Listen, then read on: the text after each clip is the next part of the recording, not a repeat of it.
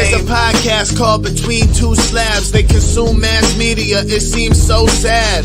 It's the great Curator and Merlin. They can't grow pubes, so they gotta wear a merkin. They got no money, so I guess they gotta share. Just two nerds wishing they could grow body hair. Comics, cards, and toys, nothing that would interest you. It's the podcast that nobody listens to.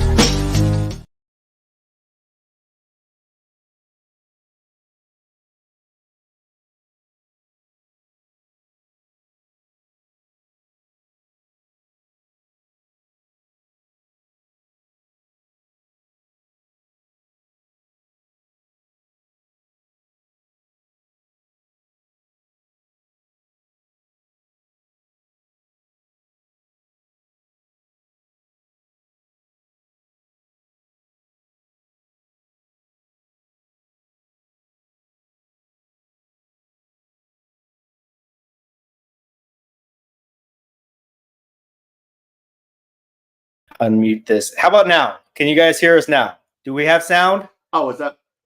Do we have sound? Yes or no? Now we have an echo. Do we have sound? But an echo. Yes. Is there an echo? Do we have an echo? Dang it, I thought we'd done this perfectly. We tried, guys. We really tried. Is there an echo? Is there an echo? He says yes, yes. Yes, we got to get rid of that echo. So that means something else is picking up. Go to your settings, Dan. No, we have, because we're using this. It's coming out of this. So give me your mic. Oh yeah, it's coming out of mine. Sorry. Give me your mic. Okay.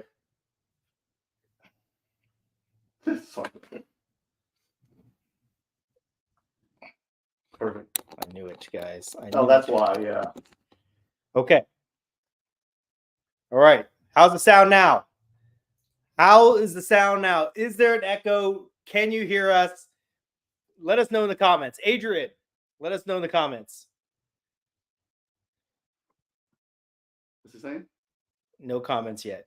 Good. Good. Good. Okay. Yay. High five.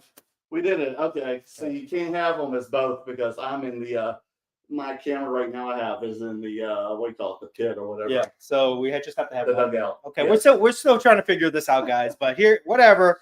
We made it. What's up, guys? Oh, Dan, yes. Before we start, maybe this would need to loosen up since you've been drinking on the job. And I came down to visit. You're having me here as a guest. As a good guest, no. I bring us some soju, everyone. Okay. All right. Dude, this is great flavor. Yeah. Oh, wait a minute. You've already got a hold of it. I switched out one of them because I didn't want to. This guy's already had half a bottle already. Oh my goodness. Yeah. And then I've got regular flavors. Sanji? What is non-flavor. That looks like mushroom. Yeah. You got the CBD version. Oh, wow. of it. Okay. All right. Well, cheers. You want to drink that one first? Oh, this great. Yeah, okay. You've already opened it, right? Yes. Oh, you should take the bottle. It's gonna give me a toast and drink the rest. I see how it works, Scott. All right. So anyway, we're down here in Orange County, man, and it took me a long time because the 10 freeway in downtown LA is closed right now indefinitely because there are some fires that happened with some pallets underneath the bridges of the 10 freeway, and I had to come down to 405, and so did everyone else, and it was a parking lot. But I am here. The equipment is working now, and we've got a lot to talk about. Okay, so wow, we have so this is kind of strange. Yeah, a little bit. We got a lot of good feedback the first time we did this. But the whole thing was kind of screwed up, and we pretty much kind of screwed it up at the beginning of this one already. But hopefully this one will work, guys, and maybe we can make this a regular thing because I like this interaction better. Like the streaming method works, but I think this is cooler. You know what I mean? Oh, this looks nicer. I like the intimacy. Yeah, it's a little bit more. Yeah, it's a good intimate setting. I think the conversation will flow a little bit better this way. Mm-hmm. You know, just once we figure out the technical issues. But as you guys can see, we have been kind of investing. I built out this nice little content studio. I got the professional boom arm here. We got the table set up. That's a nice boom arm. It looks nice. Things are looking good right now. So I'm actually pretty excited for this. We're going to try it out here.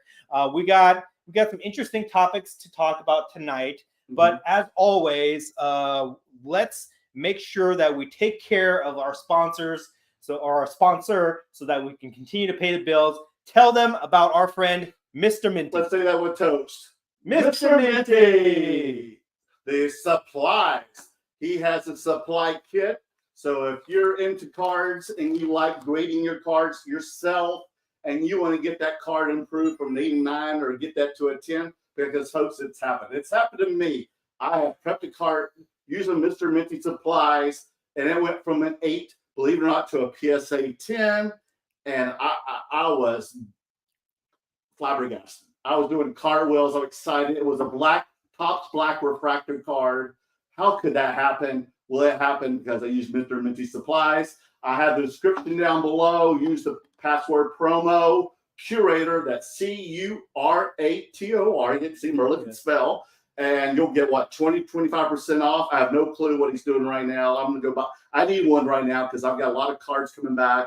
I need to prep my cards and send them to the grading companies ASAP to get ready for probably like the Dallas Card Show and whatever else we have in store for 2024, Dan. We do. Anything else to add to Mr. Minty's supplies? Well, I will say this, it's always a good matter of practice to prep your cards before you send them in. Mm-hmm. At the very least, you need to wipe them down. Okay, at the very least, you need to wipe them down. But because it could have been touched by a lot of people. Fingerprints, they mark you down for fingerprints. Sometimes there's like little smudges. There's like little, it could be like a little piece of residue or something like that. So at the very least, you need to be able to wipe it down.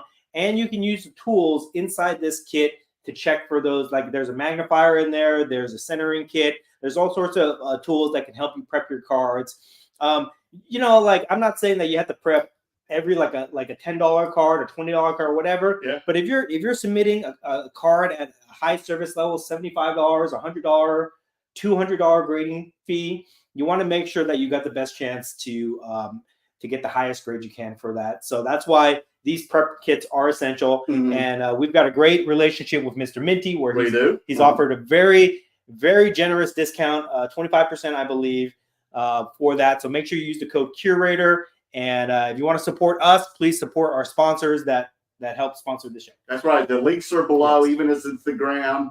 And on his website, you'll see videos that show you how to use the supplies and what's in the kit. Now, I think we're going to do an update on it, but right now it's very informative and it's very pretty much, on point of how to use the items. And when you have them, you can just go to the site and do DIY. It's that easy. Yes, and Mr. Minty himself has been very busy lately, traveling from all the shows. He just went up to Toronto. He just went to Dallas last week. He went to Toronto this week. Weekend.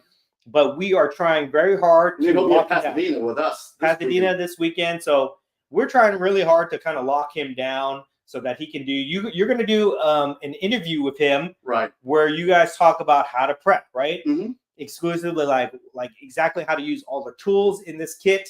And what to look for and the benefits and all that stuff.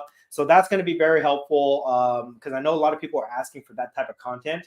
So hopefully you guys can get it nailed down pretty soon, maybe this week, next week, whatever it is. Yeah, and I might have just a couple of, nice cards myself that maybe I'm going to crack out of some old slabs like I do a lot, I do the cracking. And maybe he can up them another grade or something, and we could show, because not just a base card, but we could show like a more expensive card, and then I'd come back with it and see how I did. Yeah.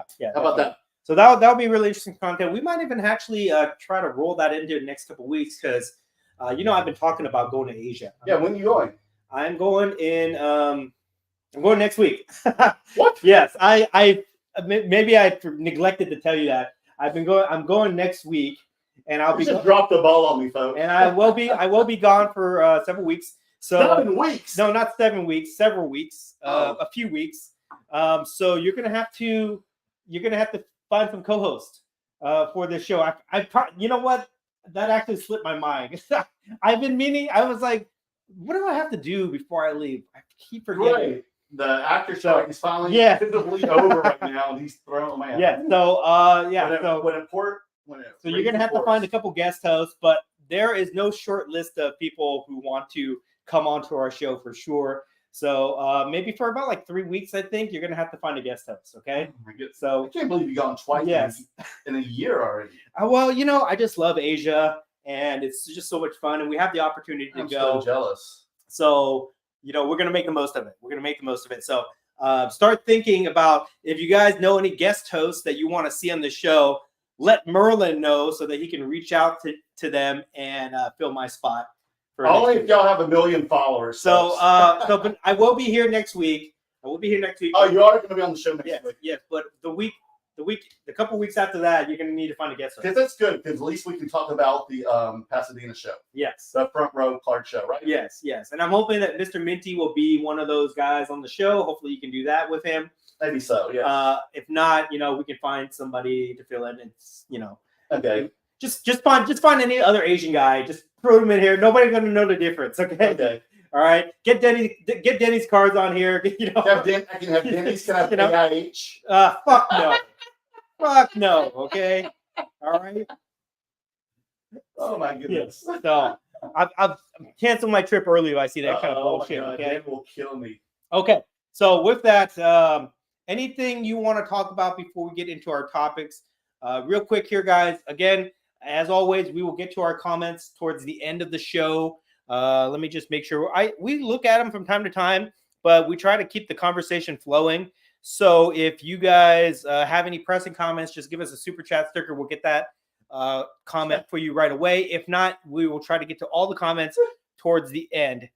Oh gosh. I know, right? Merleworld Canada, yes. Whoever that is. Yeah, that's probably one of them. Yes. Okay. All right. Anything you want to talk about before we get into today's topic? I just want to say that I'm really thirsty of doing a show soon, and the Pasadena, which you and I will be at, will be set up with. This is going to be fun. Count with Eric. So let's talk about this real quick. We'll give a plug to the Front Row Card Show. Okay. Which, if you don't know, that guy comes out of Vegas.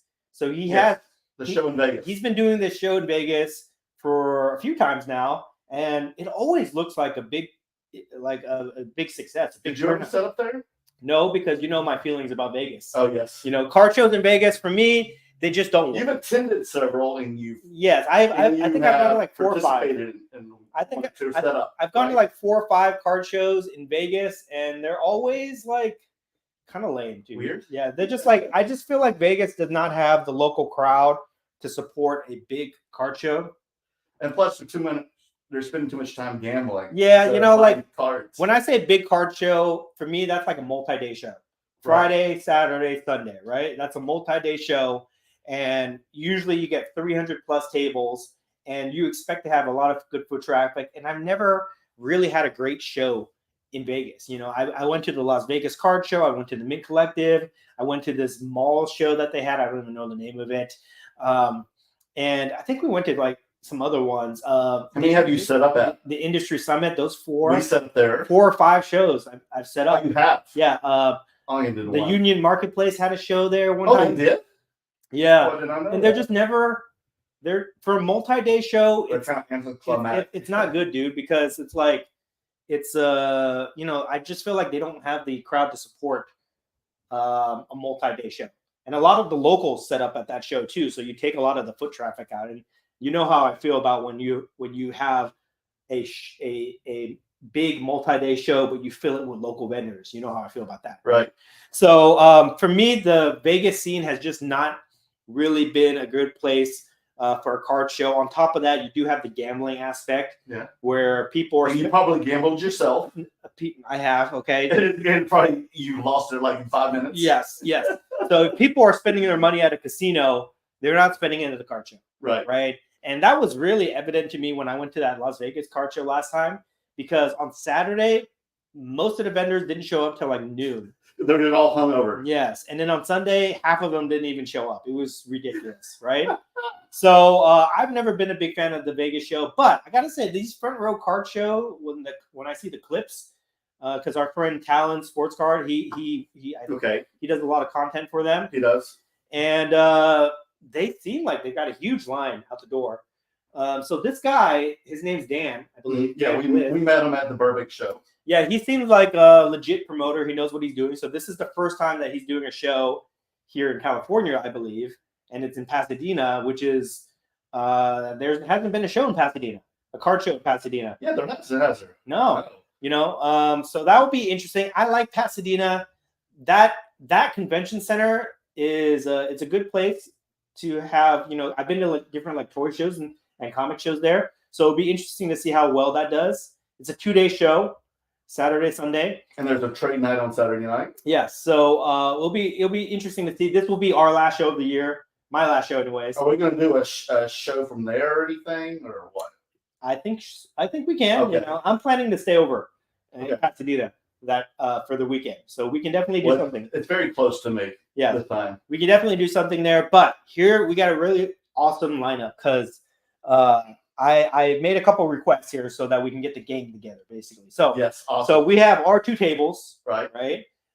We have Eric Estrada, the Pop Count, yes, setting up for the first time, his first card show ever. Well, he kind of set up the Burdick show. He's never had his own. He's never had his own table. Not his own table, but he was set up. He's never had his own table, and he's always been just kind of like squatting at people's tables. So this is his first time there. So he was so excited. He called me right away the other night. Yeah. So this is gonna be cool for him. We've got our friend Mo Paper Gems. He's finally going to set up again. He's going to be next to us, and he's bringing in a special guest. He's bringing in his friend, the woman we met last time. Her name's Leia. I forget her last name, but she's an actress, right? Who plays Tika, the Jawa, on Obi-Wan Kenobi series. So she's got her own card too. She's got her own Topps autograph cards and stuff like that. I pulled some of her cards, so she'll be there signing autographs, taking pictures and stuff like that. So we got that draw. And then, so I think we got Mo set up next to us too. Yeah. Okay. So I think we got booth we're at, or do you not yet. Not yet. We'll post it. We'll post it for you. Yeah.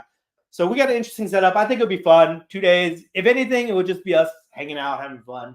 I've got some new inventory that I can put out there and see if people like it or not. But I'm really happy because a lot of my friends who have families, kids, they all live in Pasadena, or in that area, like Highland Park. And so they're all coming. I sent them free tickets, so they're all going to come. So I need you to help get these kids get the bug for the hobby, okay? And these parents, other friends of mine, because they're curious. So they want to bring the kids. I think they're into Pokemon, maybe Magic, other non-sports stuff. So, show them a good time, Dan. Okay. Yeah, we can definitely. We'll definitely have a good time. I think I have high hopes. Even if we don't get a lot of foot traffic, it'll be fun just to hang out. And with these local shows, there's a lot of the pressure is taken off of you. Yes. And these tables were relatively cheap compared to other shows that we've been to. Yeah, I just think they're 6-foot tables. I never like 6-foot tables. Yeah, it does help to have that extra 2 feet. I know, right? But we'll see. We'll see what happens. But so we'll be doing that this weekend. Now, are you going to do the same kind of strategy we're going to do at Premiere? What? And you did the last Burbank show, just bring a lot of like clearance stuff and top loader cards and things like that, more than your high-end premium cards? Or are you going to mix it up? Honestly, I've been so busy with other things that I haven't really planned my inventory. I am going to bring my dollar boxes. Right. So I'll bring that for sure. I just got some new inventory of like some low-end stuff under like $300, $400 cards. So I'll be bringing that. But other than that, I have not picked up a lot of new inventory. Right. And actually this year, like the latter part of this year after the National, I have been trying to downsize my higher end collection, just moving out of a bunch of stuff that I don't want anymore. So that's probably what I'm going to bring. It's not like I'm doing anything super new for this show, but I will say that I'll probably try to be buying, hopefully I can buy like something rare, just rare cards. We'll talk about that later in the discussion here. We'll talk about that later, where I'll tell you about what we're buying and things like that. But that's about it. Just trying to get rid of inventory, basically. I might even, depending on my mood, I might even like wholesale price these things. You know what I mean? Like, yeah, no, right. I've been thinking the same thing. Yeah, because like I feel like the market, like we're going to be talking about this, the market is kind of slowly going down a little bit right now with certain things, and it's a holiday season, so I don't expect somebody to come in and spend $5,000 on a card. For my inventory, I just don't see that happening. But I do see people coming in spending like $20 to $100, for a bunch of like small cards and things like that. So that's gonna be my goal, basically, to liquidate inventory and just try to like move as much low end inventory as I can. Okay. Yeah. How about you? That sounds like a good idea too. I mean, I've got a lot of the cards. I mean, I want to clear some of that space of just the cheap top loader cards out. And this is like the only way to have access to get that into my car to the show instead of taking it onto an airplane. Mm-hmm. And it's money. Otherwise, it's going to be collecting dust. Mm-hmm. So it's a nice $1 or $2 for people. I always feel like that's a good idea.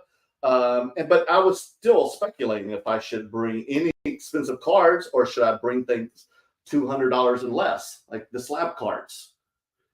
And I'm definitely going to bring my photos and maybe a couple unopened boxes of cards, but that's about it. Yeah, because I'm only going to have like 2 or 3 display cases three at the most. Yeah, I'll have my 2 regular display cases plus my like little dollar box section. Right, exactly. Stuff like that. So we'll see. It's been when's the last time we did a show? It's been together.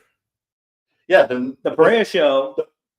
The Brea, yeah. If you want to count that as a show, I mean, I barely set up at that show. Dan was there for like 2 hours. I just brought dollar boxes at that show, so that's not really setting up. The last show I actually set up and was at Dallas, which you weren't there. That was the last show we did together was like a real show. Burbank. No offense, Jay.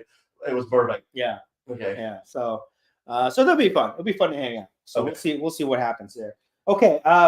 Anything else you want to talk about before we get into our topic of discussion? Any news to go over? News. There is the news about. So here's one thing that I kind of want to talk about. Okay, and I don't know. To me, it's not like I don't know. I don't know if it's really big news to me, but like people kept talking about the LeBron James going over the tops, signing autographs. Did you see that? Oh, that they signed a deal with him.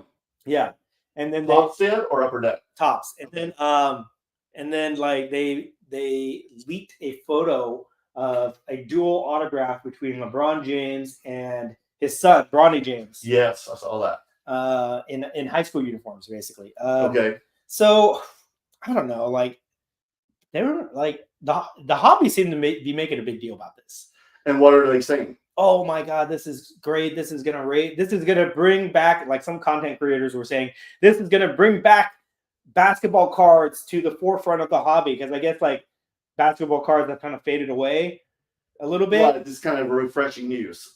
They're saying like football and baseball have overtaken the popularity of basketball. Oh, crazy. You know, and that this is going to bring basketball back to, you know, everybody's minds, and they're going to start collecting, and, you know, it's going to help out the basketball market and things like that. But football is not an international sport, really. No, even though they go to international cities, they've been to Germany and England this year. The hobby, I feel like is centralized in America. And right. America loves football, mm-hmm. So it makes sense that football is what everybody's talking about right now. But like, football is so risky. I've never. If you play fantasy football, you know. I never buy. I don't buy football cards. I don't collect football cards. I don't invest in football cards. Well, you bought Brady before, have you?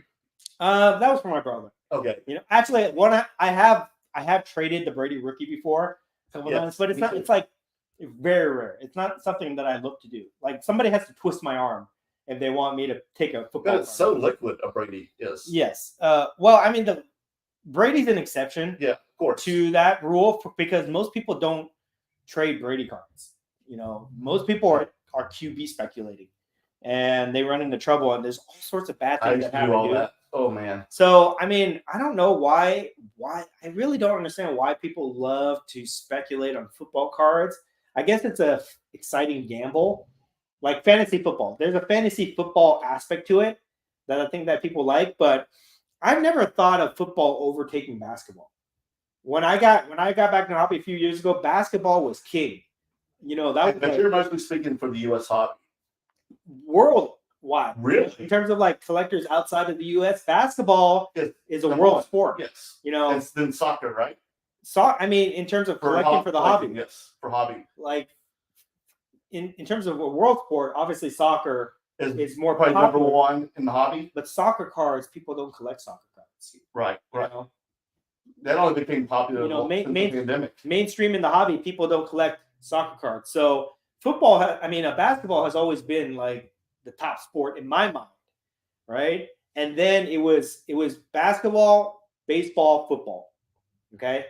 And then somewhere along the line, baseball started to rise up, and then football really overtook both sports. Mm-hmm. So now I think that it's football, baseball, basketball, it seems like, right? Maybe it's because there's not stars or something. I don't know what's going on. But anyways, getting back to the news, like people were really excited for this, but I don't know. You know, like to me, it's like it's okay. It's whatever. You know what I mean? Like I guess if they made like a LeBron James on card auto or something in a Lakers uniform, I think that'd be really cool. But they're not going to do that? I don't know. Okay. Because they technically Well, I think Topps would because they have a license. They have the license, but it hasn't come out yet.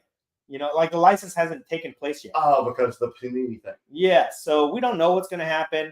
I'm sure we'll see a LeBron, you know, auto at some point, but do I think that it would save the hobby and bring a lot of interest to it? No, probably not. You know, and honestly, and with his son, Bronny, I don't know. I don't know. He's going to play again. I don't know if he's going to make it to the NBA or not. So I have no interest in Bronny's autographs. Unless it was like a dual autograph like that, because that is cool, like father and son thing. But still, he's in high school. You know what I mean? Oh, I thought he's at USC. Oh yeah, he's in college now. I mean, the thing is, I'm worried about it's not only it's primarily his health, but then if he's even good enough to make the NBA. Yeah. I mean, who knows? He's got to prove himself. I'm sure he will be, because I feel like LeBron's trained him to get to that point where he can make the NBA team, right? Or at least get drafted. You know, and I feel like with his connections, he's going to get drafted. Okay, well, true. At the very least, he'll get drafted. Whether he becomes a star, but he still has to be good. Yeah, that would be interesting. Have you ever heard of a story where the son is a bigger star than the dad, when the dad is already a big established star? So I'm not talking about like. But it's all because of LeBron, like when you hear like father son athlete connections, right? You got like Ken Griffey Sr., Ken Griffey Jr. Mm-hmm. Ken Griffey Jr. Like Ken Griffey Sr. was never like a big. Is he in the Hall of Fame? I don't even think he's in the Hall of Fame. Ken Griffey Jr. Yes. Ken Griffey Jr. is in the Hall of Fame. Yes. Senior. No, I don't think so. So he's not in the Hall of Fame. So. You got like Steph Curry and his dad, Del Curry. Del Curry, yep. Virginia Tech from my. He was like neck of the woods. You know, he was nothing special. Mm-hmm. You know, we played for the Charlotte Hornets forever. Who else is a father-son duel? Well, you have Archie Manning and Peyton Eli Manning. Okay, but have you ever seen a father where he's like a legitimate Hall of Fame player, like top player of all time, right, and the son surpasses the dad? Well, this hasn't really happened yet. It's never happened. It's just a lot of hype. It's never happened. So do we think that Bronny James is going to be better than LeBron James? I don't know. I don't think so. No, because that's just freak numbers to have. It's a lot of high expectation that hardly anybody can do. Yeah. Even so. Anyway, so to me, it's not a big deal. But a lot of people were making a big deal about it, and I just feel like that's just a sign of a slow news cycle. You know what I mean? So anyway, so that was what happened last week. I don't think there's anything else that happened last week. And there's no word on any of the wrestling drama. No, that's still ongoing. That's in. There's nothing that's going to happen with that for a while. I mean, if it's going through litigation right now, there's nothing. So we're really going to be out of wrestling cards for a while. Well, I don't know, because or does Panini get to distribute what they've already made? Well, they're releasing football products. They still are. Yeah, and the football license was actually terminated. So, but as of that day, they're still releasing football products. I think. I'm pretty sure. Wow. So we'll see what happens with that. I don't know. Honestly, the whole thing is like there's too much going on right now, to be honest, to keep up with all this stuff. You know what I mean? And I feel like the real opportunity is like I feel like you got Panini is just like on its last leg, trying to like throw Hail Marys, seeing if anything will be a home run, and if they can finally get a win in the hobby. You've got Topps or Fanatics, however you know. Right. I don't even know, what do you call it? Do you call it Fanatics? Do you call it Topps? Well, Fanatics owns, but it's the brand is Topps. Right. Like they're supposed to be separate entities, but nobody's saying Topps is doing this. Everybody's saying Fanatics is doing this, right? Right. So like you have Fanatics out there just like making moves, trying to just drown Panini and just put a nail in the coffin, essentially. Upper Deck's just kind of like, I feel like Upper Deck is sitting in like the corner, hoping that nobody sees them, and they're just releasing their hockey products, their Marvel products. Fanatics like, we don't want. You know, like they're just like, oh, if we don't say anything, Fanatics won't look this way. Then you got Leaf out there. Leaf is like the wild card company. They're out there just releasing whatever type of products. Yeah, they're we don't care. We got pajama cards over there. They're signing. They're like, nobody wants us, so we can do whatever we want. Nobody's gonna pay attention to us. They're signing like all these. Like, have you noticed they've been signing all these like female college athletes, influencers, and things like that? That's a very smart idea. Isn't it? Like, well, you saw that I had those Olivia Dunns, and I sold them like that at the Dallas show. I got wiped out. I mean, found out. I'm sure these people are popular. I've never heard of any of these. You knew Olivia Dunn? Those twins from the University of Miami. I never knew about WWE. You told me about those people. Yes, but I never heard. They have a contract. Who else has a contract that you heard of? I don't know, but I keep seeing them post on their Instagram. We just signed this person, and it's just like a really attractive girl. And I'm like, who the hell is this? A tennis player, a golfer, a college athlete? Like, so they're out there doing all sorts of crazy stuff. I guess their biggest news is whoever decided to do that, it's a smart idea. They signed The Rock, so that was pretty cool. Wow, that was very impressive. That was big news. But I feel like Leaf is trying to like pound their chest and saying, look at us, right? You know? And like I said, Upper Deck is in the corner saying, don't pay attention to us. And then Leaf, Panini is like saying, we're still alive while they're like taking beatings from Fanatics, and then Fanatics is just pounding on them. See, I can't believe that Fanatics didn't get on the Rock bandwagon now that they're going back to owning the WWE, or Topps is. What's the case? What bandwagon? And because when you had the license with the WWE, you get to make the Rock cards, but they don't have autographs.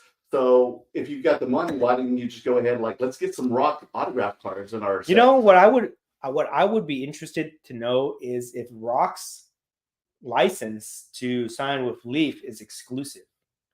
Oh, but as Dwayne Johnson, not as The Rock. Yeah, I wonder if it's exclusive. But I still wonder if I'm sure it would be. Are you sure? Because if you're The Rock, right, are you gonna let some company like Leaf be exclusive to you? Like, how much money did Leaf have to pay to get The Rock to sign autographs? You gotta imagine his fee. He's the highest paid entertainer in the world. So you gotta imagine his fee's pretty high, right? Yes. But like, is it high enough for them to have the exclusive rights to it? Because The Rock is very savvy. He's a very savvy businessman. Right. And what was the offer that made him think? You know what I mean? Because I feel like so much would be pocket change. And look at this guy. What I want to know is like, how did Leaf negotiate that deal with The Rock when no other company has been able to do it? You know what I mean? I'm going to speculate a little bit here. I'm going to say that all the companies tried to get The Rock to sign autographs, but they didn't want to pay his fee. Let's just say his fee is $100,000 for whatever many sheets of stickers that he's going to sign, right? You know, and he thinks he's going to have stickers. Yeah, obviously. And I feel like these companies are like, no way, we don't pay Tom Brady this much. We don't pay Peyton Manning this much. We don't pay LeBron James this much, or whatever. We're not paying your fee. And then Leaf just said, fuck it. You know, we'll pay him. We'll make a big splash and we'll pay him. But I wonder if that's definitely going to help the company. That's for sure. Cheers. Mr. Minty. Cheers. So I feel like he would not sign an exclusive licensing agreement. You know what I mean? Mm-hmm. Oh wow, this one's definitely packs more of a kick without that flavor. But oh, I'm not connected. What's happening here? Don't worry, I'm on here. Yeah, you don't need it. So I wonder if Fanatics, if somebody in their whoever's in charge of that department says, hey, let's go get The Rock, and then Michael Rubin makes a call, you know, and then gets him to sign. I'm sure he could. If anybody has the pull to get The Rock's autograph, it's definitely going to be Michael Rubin, and it's just going to take a phone call for that. You having technical issues? What's going on? No, just keep talking. I'll hit you. Just keep talking. Yeah, keep talking. I'm listening. It's distracting. It's just a weird. I know, but keep talking. Yeah. Sometimes you got it. It's got Assistant TV wants to use login keychain. password? It keeps popping up on my thing. I don't think you know. I don't know what that is. We're good. Just keep. But you can still see it, right? You can still see the comments. Yeah, I don't know what's doing this thing. So my apologies. So it's okay. Just I'm trying to get out. Just keep talking. I'm listening. Okay. So anyway, so I feel like with The Rock, when those cards really take off, which I'm sure they will. I mean, it's the first time he's signed an autograph in years that Fanatics is going to take notice, and then they're going to try to sign him to a deal. Just forget about that. Okay. Keep going. Okay. Ignore it. Yeah. So that's what I think is going to happen with that. Okay. What do you think? No, I'm saying that, well, Leaf, that was definitely a great business move. That's going to upgrade them another level than they were ever, and gives them also barking rights to maybe some other stars too, to help them if this is successful. Man, you know, the problem with Leaf though is the stickers. I know a lot of problems. Yeah, well, Rock can be on this movie set like a lot of these guys are. He gets a sheet of them that's probably got like 30 stickers on it, and he just goes, puts Dwayne Johnson, or maybe DJ, who knows? Okay. All right. Let me pose this scenario. And he's like, done. Here's my. Let me pose this scenario. Fitterman Sports. We know them, right? We've talked about that.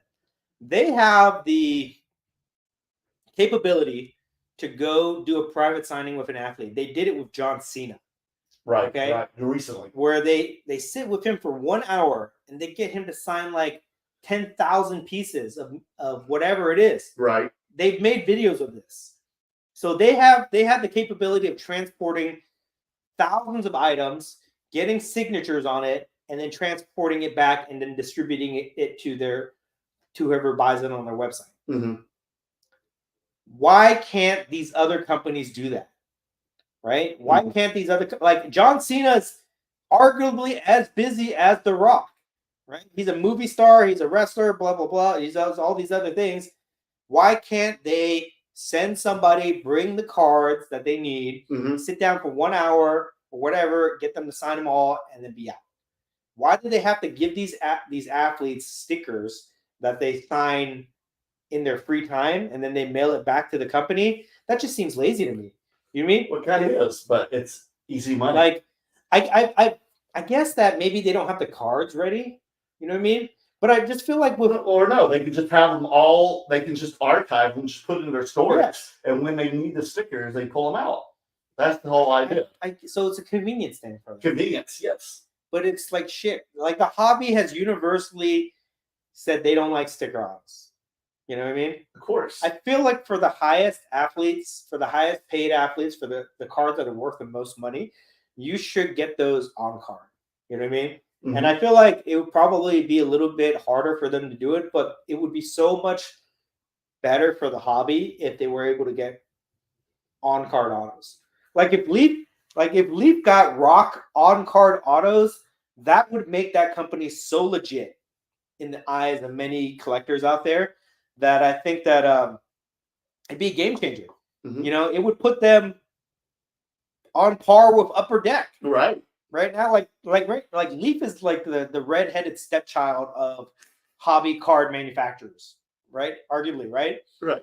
But if they just put the effort in to go get on card autos, and they're capable of doing it because they have those wrestling inscription autos. Yes. That you told me about, right? No, yeah, I've even had some cards that were on card autos. So they are capable of doing on card autos. If they just sent the people out to go get it, I feel like that would put them above. That would make them legit.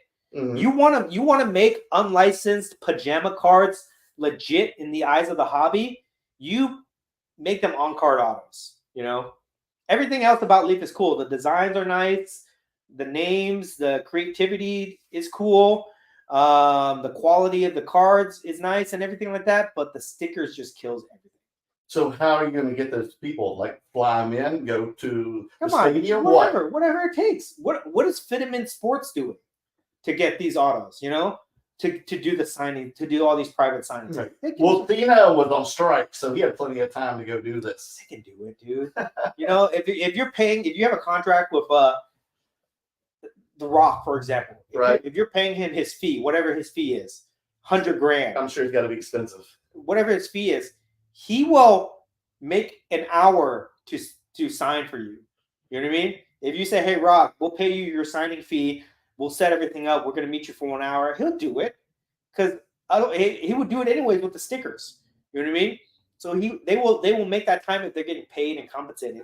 The issue is you got to send the people out there, which I don't, it seems easy to me, right? If you have a full-time employee, you just send them out there. And then I guess the issue is transporting the cards. How many cards do they sign? Like, I don't know, 2,000 cards, flying to Dallas, 5,000 cards or something like that. Like whatever they would sign, I think it would fit in a regular sized box. I think it could be done. Right. You know what I mean? I just think like the hobby wanted to be more efficient. Like when sticker autos came to play, I think these companies thought to themselves, it'd be so much more efficient if we just send a little sticker in a package envelope. Mm-hmm. They sign it. Pack like they sign it. They send it back to us, and then we keep it in our desk, and then we can pull out the stickers as we need. Right. It makes more sense, right, boss? Mm-hmm. But they didn't think to themselves that the sticker really diminishes the value and collectability and appeal of the cards. And over time, the hobby has voiced that to them. So I think it's time for them to kind of get rid of that. You know what I mean? Because like Topps kind of has that for Star Wars. Like they still have like autographed stickers of Carrie Fisher or whoever. Like who else has passed away? Has Peter Mayhew passed away?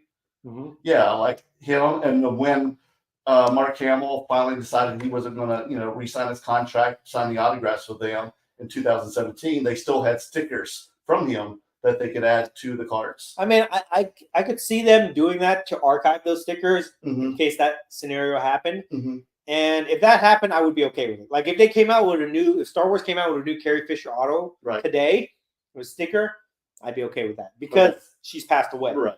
But if they're not, and you can get it signed in person, it would make so much more sense for them to do it. Mm-hmm. You know what I mean? Anyways, I don't even know how we got on that tangent because we haven't even hit the topic yet. Where are we in terms of our time? Oh, we're way behind. Okay. So we're way behind. Yeah. Wow. Okay, so that's basically what happens in news. Let's get to the topic of discussion tonight. Here okay. Is what did you put on the thumbnail? Do you remember? Oh yes, sir. Let me. I remember. Let me look right here. It is Dan. How to have a soft landing in the crashing market. Okay. So you're saying the market right now is crashing. Because that sounds very well, that's like clickbait title. Of course. Okay. So do you know what I mean when I say soft landing? Right. Let me explain that to you in case for viewers. Like an airplane pilot. It's like trying to like if you jumped out of a plane or something like that, how to have a soft landing so that you don't kill yourself. You don't break your legs. Yes, like if you jump out of a window, how to break your fall, basically. That's what it is, how to break your fall. And the reason I wanted to talk about this topic tonight is because I watch other type of content out there to kind of keep up with the hobby and just to see what other people are talking about. Because you and me, we very much live in our own world. We have our little bubble of pop culture niche within the hobby. Mm-hmm. So we're not necessarily exposed to a lot of different, ongoing issues that other people that are only in sports cards are dealing with, right? So I like to kind of watch other people's content just to kind of keep tabs on what's going on.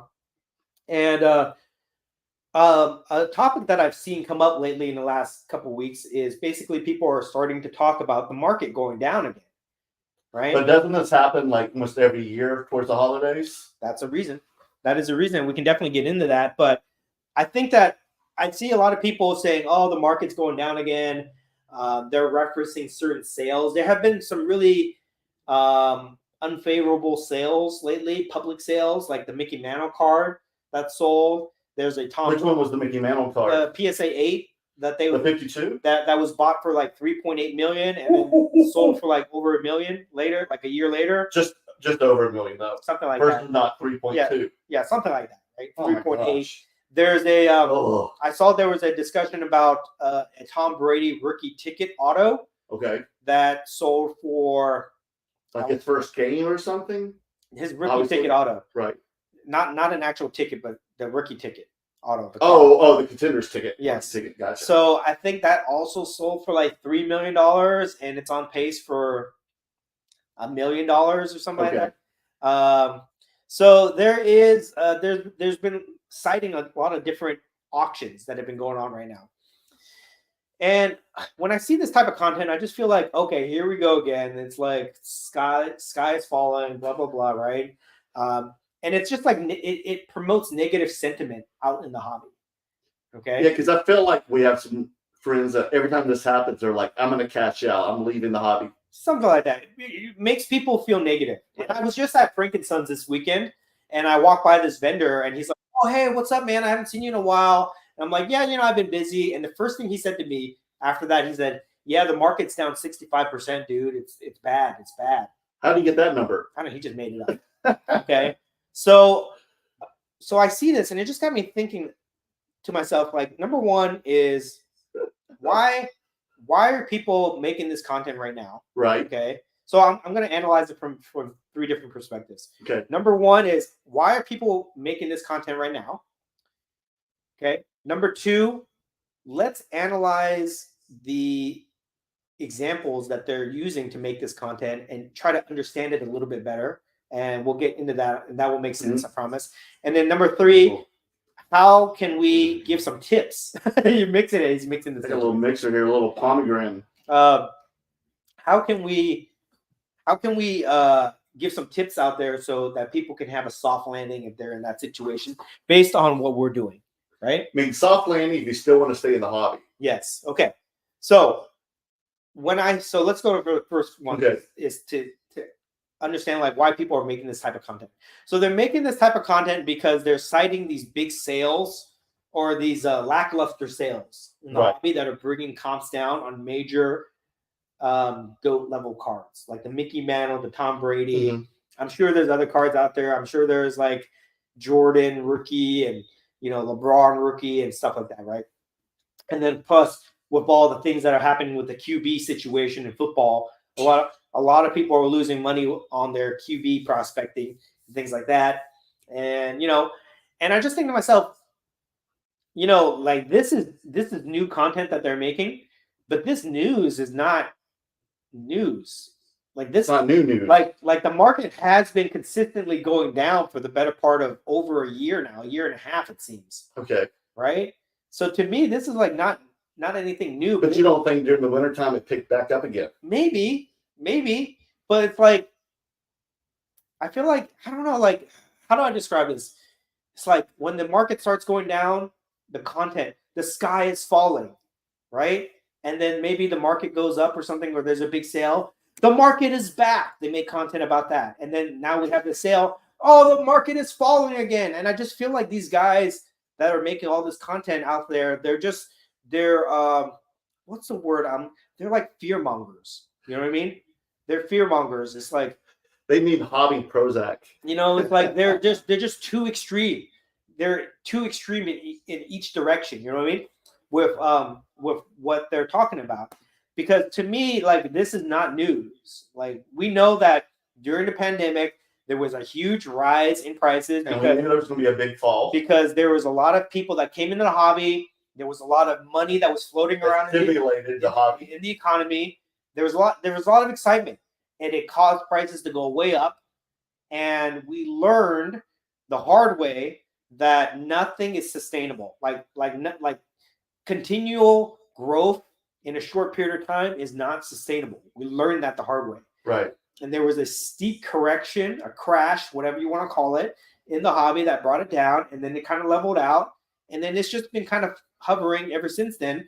But there are still some cards that were purchased a few years ago at the peak of the market that are now going to auction and selling for way lower. So that makes headlines. Like the Mickey Mantle, the Tom Brady, whatever, right? It's making headlines. But it's not new. You know what I mean? Because we've been seeing this for like the better part of 2 years now. All right. So when I see this type of content, for me, it doesn't really do anything for me because I'm not like surprised for it. I'm not like, I've already experienced my pain in the hobby. You know what I mean? It's not like I got in, like, even if you got in today or if you got in anywhere in the last year, you're not going to experience that type of pain that people experienced who got in 2 years ago at the peak. Right. You know what I mean? So I don't know how relevant that is, to be honest, to be making content about that. But what I think is more interesting to talk about is why people are making this type of content and to analyze what happened that caused them to make this content. Okay. So the reason that they're making this type of content is from these big sales that are happening. I keep referencing the Mickey Mantle, the Tom Brady. Those are the ones that I know about. I'm sure there's some other big sales out there like Luca RPA and LeBron RPA and things like that, right? Okay. But for the purposes of this discussion, we'll talk about the Mickey Mantle and the Tom Brady. So these cards were purchased at the peak of the hobby, right? At the peak of the boom. Now they're being sold today, right? In this current environment, and they're taking a huge loss.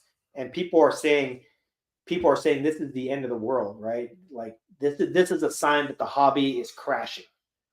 Okay? So they're making it out like it's the end of the hobby for good. Yes. Here's my argument here. Okay. Those type of sales are not necessarily reflective on the hobby as a whole, because those cards are at the 1% of people that can afford to buy them in the hobby.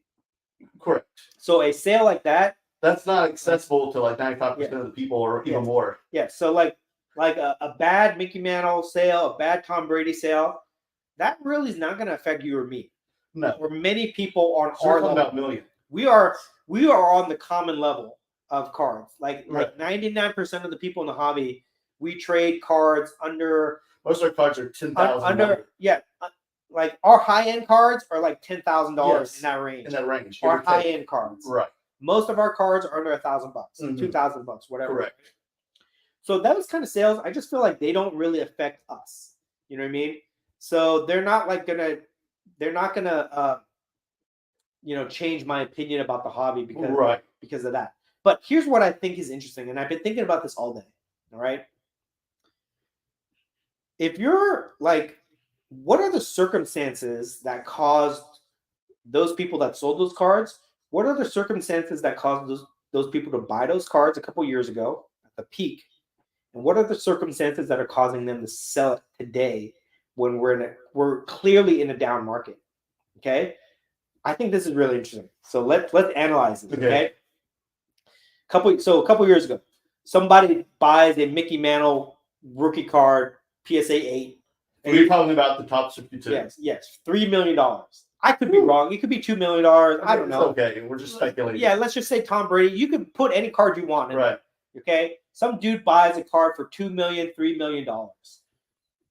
What type of guy buys a card for $2 to $3 million at that time? A guy who doesn't worry about losing $1 to $2 million. So it could be a guy who's really well off, right? Yes. It has to be. Yes. It has to be like an actor, a celebrity, an athlete, a really successful business person, whatever, right? Right. To be able to spend that money, because nobody in their right mind would spend that type of money on a card unless it was disposable income for them, right? Right. You're not going to mortgage your house or sell your business or sell all your stocks and buy one card like that. Nobody is that stupid, I would assume. No. Okay. Right. So it's some guy that has that type of money. All right. Now, let's just say you make it to that level where you have that type of money. You're really well off. Those people understand how to spend money, right? They understand what they can buy that is just a big flex, and they understand what they can buy that actually has value. They're sophisticated. You don't have to be like Warren Buffett to understand that if you're spending $2 million on something, that it can't be a frivolous purchase, right? At that time, they believed that it was a good investment. Right?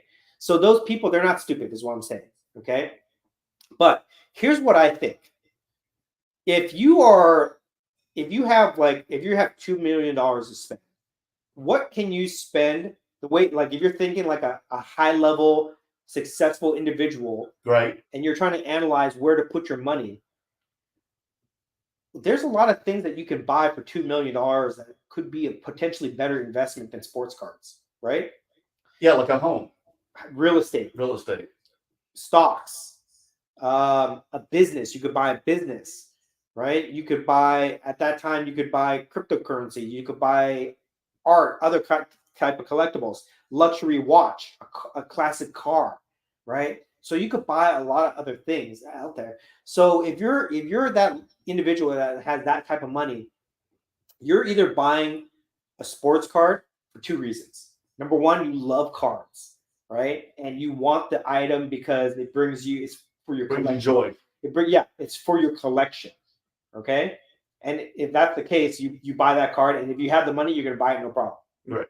Or, and if you buy that card, you're not going to turn around and sell it in a year or 2 years. No. Right. It's in your collection. You want to have, like you said, diamond hands on it for a while. You don't need the money. No. So likely the people that are selling it, they're not like hardcore collectors. Okay. So what would be the other reason? Because it's almost the same way with real estate, right? You don't want to sell it like quickly right away. You're not want to hold on to it for a while. Yeah, and if you're flipping it, you definitely not flipping it in a down market where you're gonna, you're gonna lose money. Like these people sending these cards to auction, they know they're gonna lose money. So why are they trying to do it? So you think that person who lost the money on that Mantle rookie knew they were going to lose money? Absolutely, in the current market, right? Otherwise, they got sold a bill of goods by the auction house, which is another story. Okay, but let's just say they should have shaved that for the season 2 show. Let's assume that they know they're going to lose money on it. Okay, why would they do it, right? So here's the other part of that. Tax write-off. Okay, we're getting there. You're getting close. So here's the other part of this. Okay, so if you're not like a hardcore collector, right? What's another reason for you to buy a card? If you have 2 million, let's just say, I'm not even going to say dollars. If you have 2 million of something, okay, that you need to move, what's a reason that you would buy a card?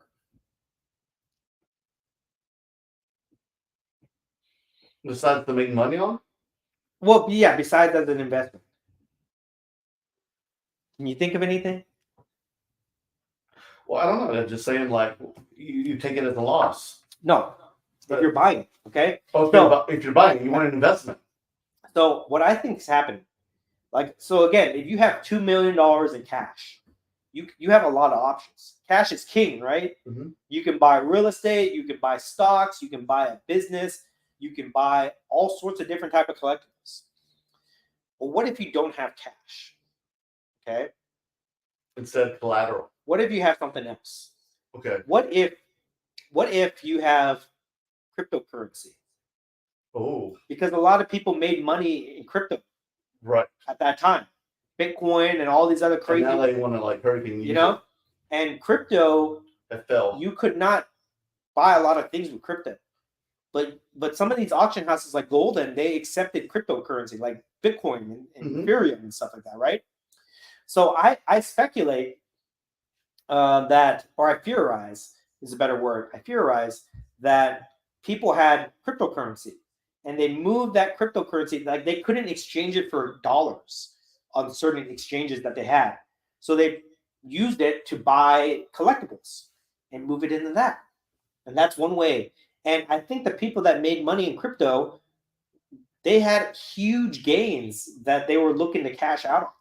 They may have invested $1,000 and that $1,000 turned into $100,000 or something like that, right? And so they're using this to transfer the money somewhere else. Into something else. That could be one option. People who made money on NFTs, right? Yeah. NFTs was stupid money for a lot of people. Quickly.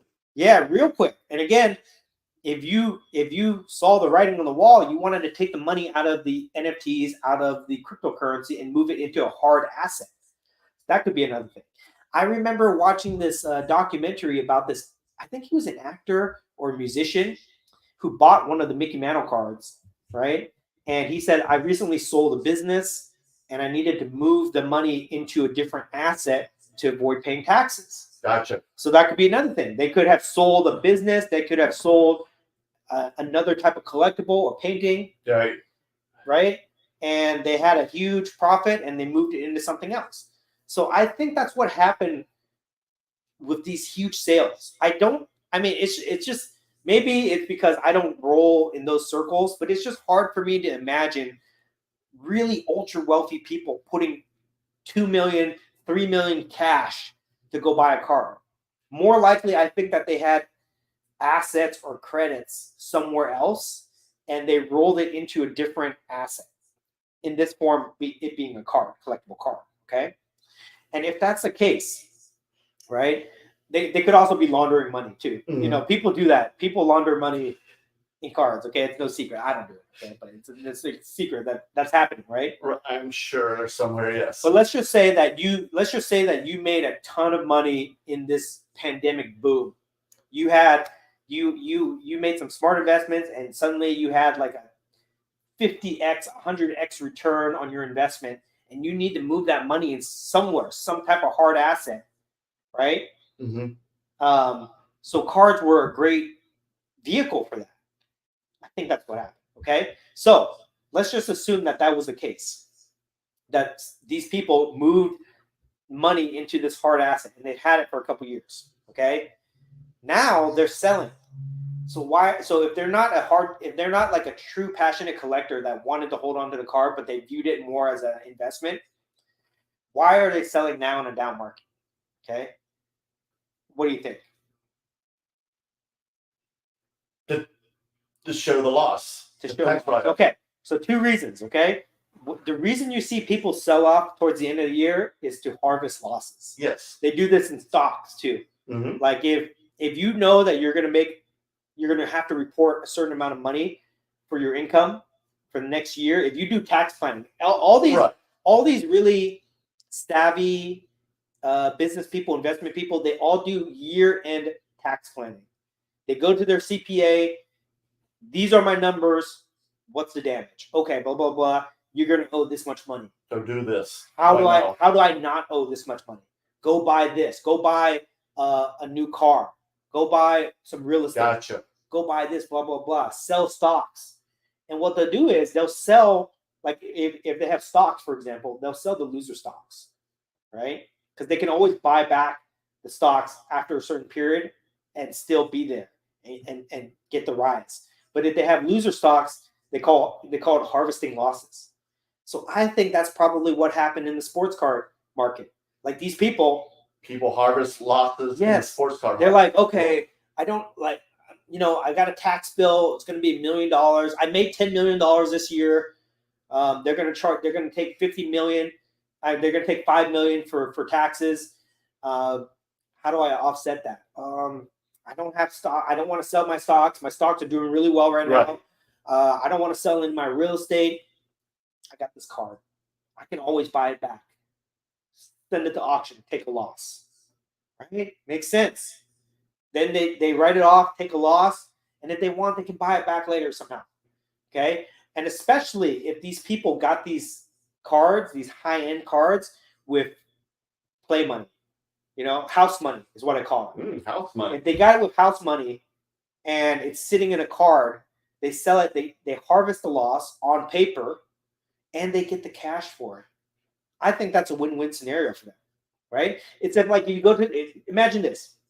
You go to a casino with your buddies for your birthday, and they give you $1,000 free money, and they say you have to spend it. It's your birthday. Okay. And you spend it, and you get 50 grand. You win it on blackjack, first hand, 50 grand, right? Roulette, whatever. Okay. And you're like, this is awesome, but you continue to play, and it goes down to 20,000, right? And you cash out at the end of the night. You had a great time, but you got $20,000. It's free money. It's house money, right? Because you started off 1,000. So imagine these guys. They started off with like $1,000, $10,000 in whatever asset, NFTs, crypto, whatever it is. Right. And then it's 50x on them. It got bigger and bigger. They bought a card for like $2 million, $3 million. If it went to 10, awesome. If not, if it goes to 1, they still making money. I think that's what's happening with these skins, because I just don't see any really savvy investor that can get to that level where they can purchase that card of that value and then just turn around and sell it and take a loss like a schmuck, you know? So they can just claim, listen, I've had this 52 Tops mantle. I paid $3 million for it, Yes. but only sold for $1 million. So I lost $2 million in 2023. Yes. And that's, so are they credited for that $2 million? Yes, that will offset their other income depending on what type of income it is. Wow. You know, if you have, like, I talk to my CPA a lot about this stuff, you know, and he tells me that there's different categories of income, and certain categories can offset other type of incomes. So like you and me, like we work a job, right? Mm-hmm. We have like W-2 income, 1099 income. Yep. It's not going to be offset by something like that. But if you're a business owner, or you're an investor, a full-time investor, and you have passive income or, you know, whatever type of income, you can offset it with certain things, like certain moves like that, right? I'm assuming so. That's right. You got a lot of investments, more than I do. Yes. I mean, I don't want to get into that. Right. But I'm saying that's a lot to keep up. So you get a 1099 or what's it called? A K2 or whatever? All that stuff. Okay. So it's strategic is what I'm saying. It's a strategic move by these people to sell off their cards, take a loss, then probably buy it back. To be honest, they'll probably buy it back for less. They might say, hey, look, the comp for this Mickey Mantle PSA 8 is $1 million. I'll give you $800,000 for it, right? They got $1 million from the sale, and they're not paying any taxes on it because it's a loss. Because when you're that rich, you can. Then they'll go back. And they'll buy another one, 80% comp, because that's what people are doing, right? Oh gosh. So I think that's what's happening, because the people at that level, they're not stupid. They got to that level somehow, and they're very smart and very savvy, and they understand how to play the tax game and you know how to do short-term and long-term gains and all that stuff. Yeah, they're just not going to wildly I feel like auction off right now. Yes. You got to be strategic and smart about it. So if that's the case, so my whole point of bringing this up, if that's the reason why these things are happening, then it does not, or it should not affect the sentimentality of the card market as a whole, as the hobby as a whole, right? That is its own little subsection on the top stratosphere of cards. Like, we look to it for guidance, right? If we see a huge sale, we get excited because we think that it brings up all the other cards. Well, like what we saw with the Rock 1 of 1. Yes, you know, as an example. But if we see a huge drop in a sale, I don't think that we have to panic, is what I'm saying. And a lot of the content that I see out there, it's like, oh my God, this is what the market is falling. So they think that the 52 Tops mantle represents the rest of the hobby. Yes, and I'm saying that it doesn't. I'm saying that those high-level 1% type cards don't represent the hobby in a whole, and they don't affect the hobby in any way. That's my personal opinion. And also, I want to highlight the reason why these people are doing it. It's not because these people bought the card and they're desperate for money. Yeah, these people, it's like, you think these people bought it at the height and they're desperate to get out and they're hoping that the cards are going to go for more than what they paid for it. Right. You know, I just don't think that. I don't think that's their idea. I think they're very aware of what's going on. They must be very aware. They must have advisors that are telling them, okay, this is what we think is going to happen. When they talk to the auction houses that are taking these cards, they treat these people like super VIPs. I'm sure. And they're like, because they're going to bring so much money to them regardless of the outcome of the card. They don't want these guys to get burned and blame the auction house. No, because they're going to lose business. So they're going to say, look, dude, are you sure you want to sell this? This is where the market is. We think this is where it is. Right, here are the numbers. You know, you're not going to get what you wanted, what you paid for. I want you to be aware. And they're like, yes, I know. This is my plan. Okay, this is my tax strategy plan, blah, blah, blah. Right? So I think on a very high level, all this is planned out. Right? All this is planned out. So I don't think that we should feel like, oh my God, the market is bad, because it doesn't really affect us. And don't panic sell. Yeah, it doesn't affect us on a low level. Okay, it doesn't affect us. It doesn't affect the market as a whole. And 3, the reason that people think these are happening is not what's really happening. There's a strategic planning component to this that we're not seeing. Right. You know, so that's what I believe is happening with that. Okay. But to get to the topic here, let's make sure we get our sound as well. I keep like, dude, I'm like so paranoid that people are messaging us like, no sound, no sound. I know, I'm looking every now and then. Okay. When we have sound, I have headphones on, so I can hear it. Yes. So, so the third part of this topic here, dude, is before I get to the third topic on how to do the soft landing, any thoughts on that at all? No, I mean it's just, that for that instance, common sense, and that's kind of like out of reach. Things that are out of reach for the most common of the hobby collectible investor people that we see at these daily or weekend shows. I mean, no one's one person we saw walking around with $1 million cash once, but no one's walking around with $1 million trying to make investments and everything. You know, most people are spending maybe $1,000. Yeah, you know, it's like I just lost my train. It's okay. No, it's just like people are more reasonable. We need to be in the more of the price quota of the common man. So I feel like the content that's out there that's talking about this, it's not a true representation of what is actually happening. True. I mean, I could be wrong. I am making a lot of assumptions here, but this is my theory because I just don't think people are that because how many people are going to have the chance to or be able to make that bid on that mantle card? Yeah, I just don't think people are that reckless with their money. No, you know what I mean? Otherwise they wouldn't have that money. Yeah, like if you can afford to buy a card at that level, you can afford to hold that card, right? Or you could also afford to do private sale or something like that, right? But I think that they're putting it out there so that it's public, so that it can be traced for tax purposes and things. Right. Like when you have that much money, your CPA, your financial advisors are going to tell you something, forewarn you. Yeah. And your the seller, the third party who's going to sell your item, is going to also forewarn you to maintain business with you in a report. It's very high level card strategy. Right. They're not going to do it like they treat us. Like, you do whatever, man. Dude, like if I had your card's just $100. Like I'm making this up right now, but if I had a great year selling cards, if I sold cards and I had like $200,000 in profit selling cards, and I had to pay tax on that, and I didn't have that cash because I spent it on other cards, I would sell the cards for a loss to lower down my tax liability. Mm-hmm. You know what I mean? It makes sense. So that's probably what's happening, with that. But to get to the third topic here, okay? So if you're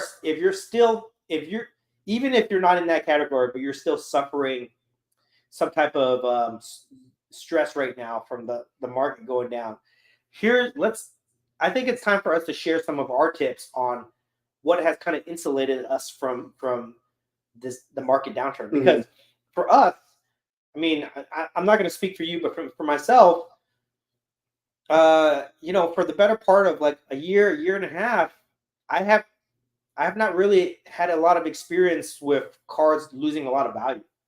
You know what I mean?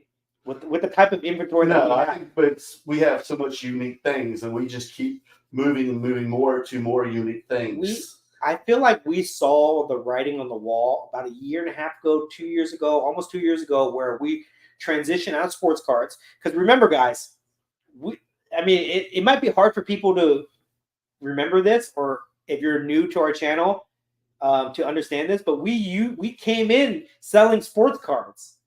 The reason why we do all these sports cards. Yeah, the reason why we do we met each other, we had tons of sports cards. They way outnumbered our non-sports. I used to do all basketball. That was my thing, dude. Football, and Kobe Bryant cards. If you watch some of my tons of Kobe. If you watch some of my earliest videos, I had nothing but like Kobe autos, Michael Jordan rookies, and all. I was playing that game. Yes, you were. Right. And the reason that we're in the sports card world right now is because that's where we started. Right. Right. Like really we should be in the Marvel card community or the Star Wars card community or the wrestling card community. And those communities, they don't necessarily set up at shows and do all the stuff that we do. We're in this position because we started off selling sports cards and we transitioned, right? So like a year and a half ago, 2 years ago, whatever, we saw the writing on the wall in terms of ultra high competition, market volatility, comps going down, and we switched to pop culture cards. At first it was Marvel, then Star Wars, then wrestling, and then Disney. And we made that transition over a period of time. And I feel like when we did that. And then we just started with rarity after that. Yeah. When we started doing that, we were very much insulated from the market volatility. Right. You know, it was pretty new to the market. Yeah. There were things like the Marvel PMGs took a hit, and like, I don't know, some of the Disney cards took a hit and things like that. Mm-hmm. But for the most part, we were not at the mercy of the market volatility like sports cards were. Modern sports cards for, you know. Mm-hmm. And then we went even further to that as people started to go into the markets and they started to get a little bit more crowded, and they started to have that volatility because of the transaction level. We went rare. We went to one-of-ones, type photos, all sorts of stuff where we could basically control it. So we've been kind of like things you don't see normally listed on eBay. So we've been kind of like insulated from this for a while. In fact, the biggest losses that I have this year or even last year, you know, are from the sports cards. Few remaining sports cards that I have. Okay. I famously said this many times where the biggest losses I have taken, the 3 biggest losses that I've taken that come to my mind right now, if you ask me what are your biggest losers, you wouldn't believe it. The Kobe Bryant. Yes. Oh, wow. Said it. The 1996 Topps Kobe Bryant paper rookies. I lost a ton of money on those. I remember that. PSA 9s. Lost a ton of money on those. Okay. But were they pretty high at the pandemic? $1,000. They were like $1,000. And what are they now? Like $200. Oh my $200, $300. Okay. I got out at like the $500, $600 mark. Yeah. But I lost money. Wow. Okay. I had still a lot of money. I had like 10 of them. Okay. You still do? No, I sold them. Okay. Okay. I just have a couple like low grade ones for myself, but like for the PSA 9s, I sold them all. Lost money on that. Ronaldo rookies, the 2002 Ronaldo rookie, the Maker Cracks, lost thousands of dollars on those 2 cards that I have. I still have them. They're, you know, at this point, I'm just going to keep the Ronaldo. I'm just hoping that Ronaldo comes back to a European club and he wins the World Cup. That's my only hope right now. Okay. And how old is he now? Like late 30s? 38, something like that. I don't think it's going to happen. Okay, but I probably lost like let me just do the quick math. I probably lost like $8,000 on the Ronaldo cards. Okay, on the Kobe Bryant cards, I probably lost like $5,000, $6,000, something like that. I don't know. The Ronaldo, I probably lost like $4,000 or $5,000 right now. I still have them, so you know technically I haven't taken a loss on them, but they're down. And then a Messi black Color Blast, Onyx Color Blast, PSA 10. I lost like $2,000 on that. Really? So, yes.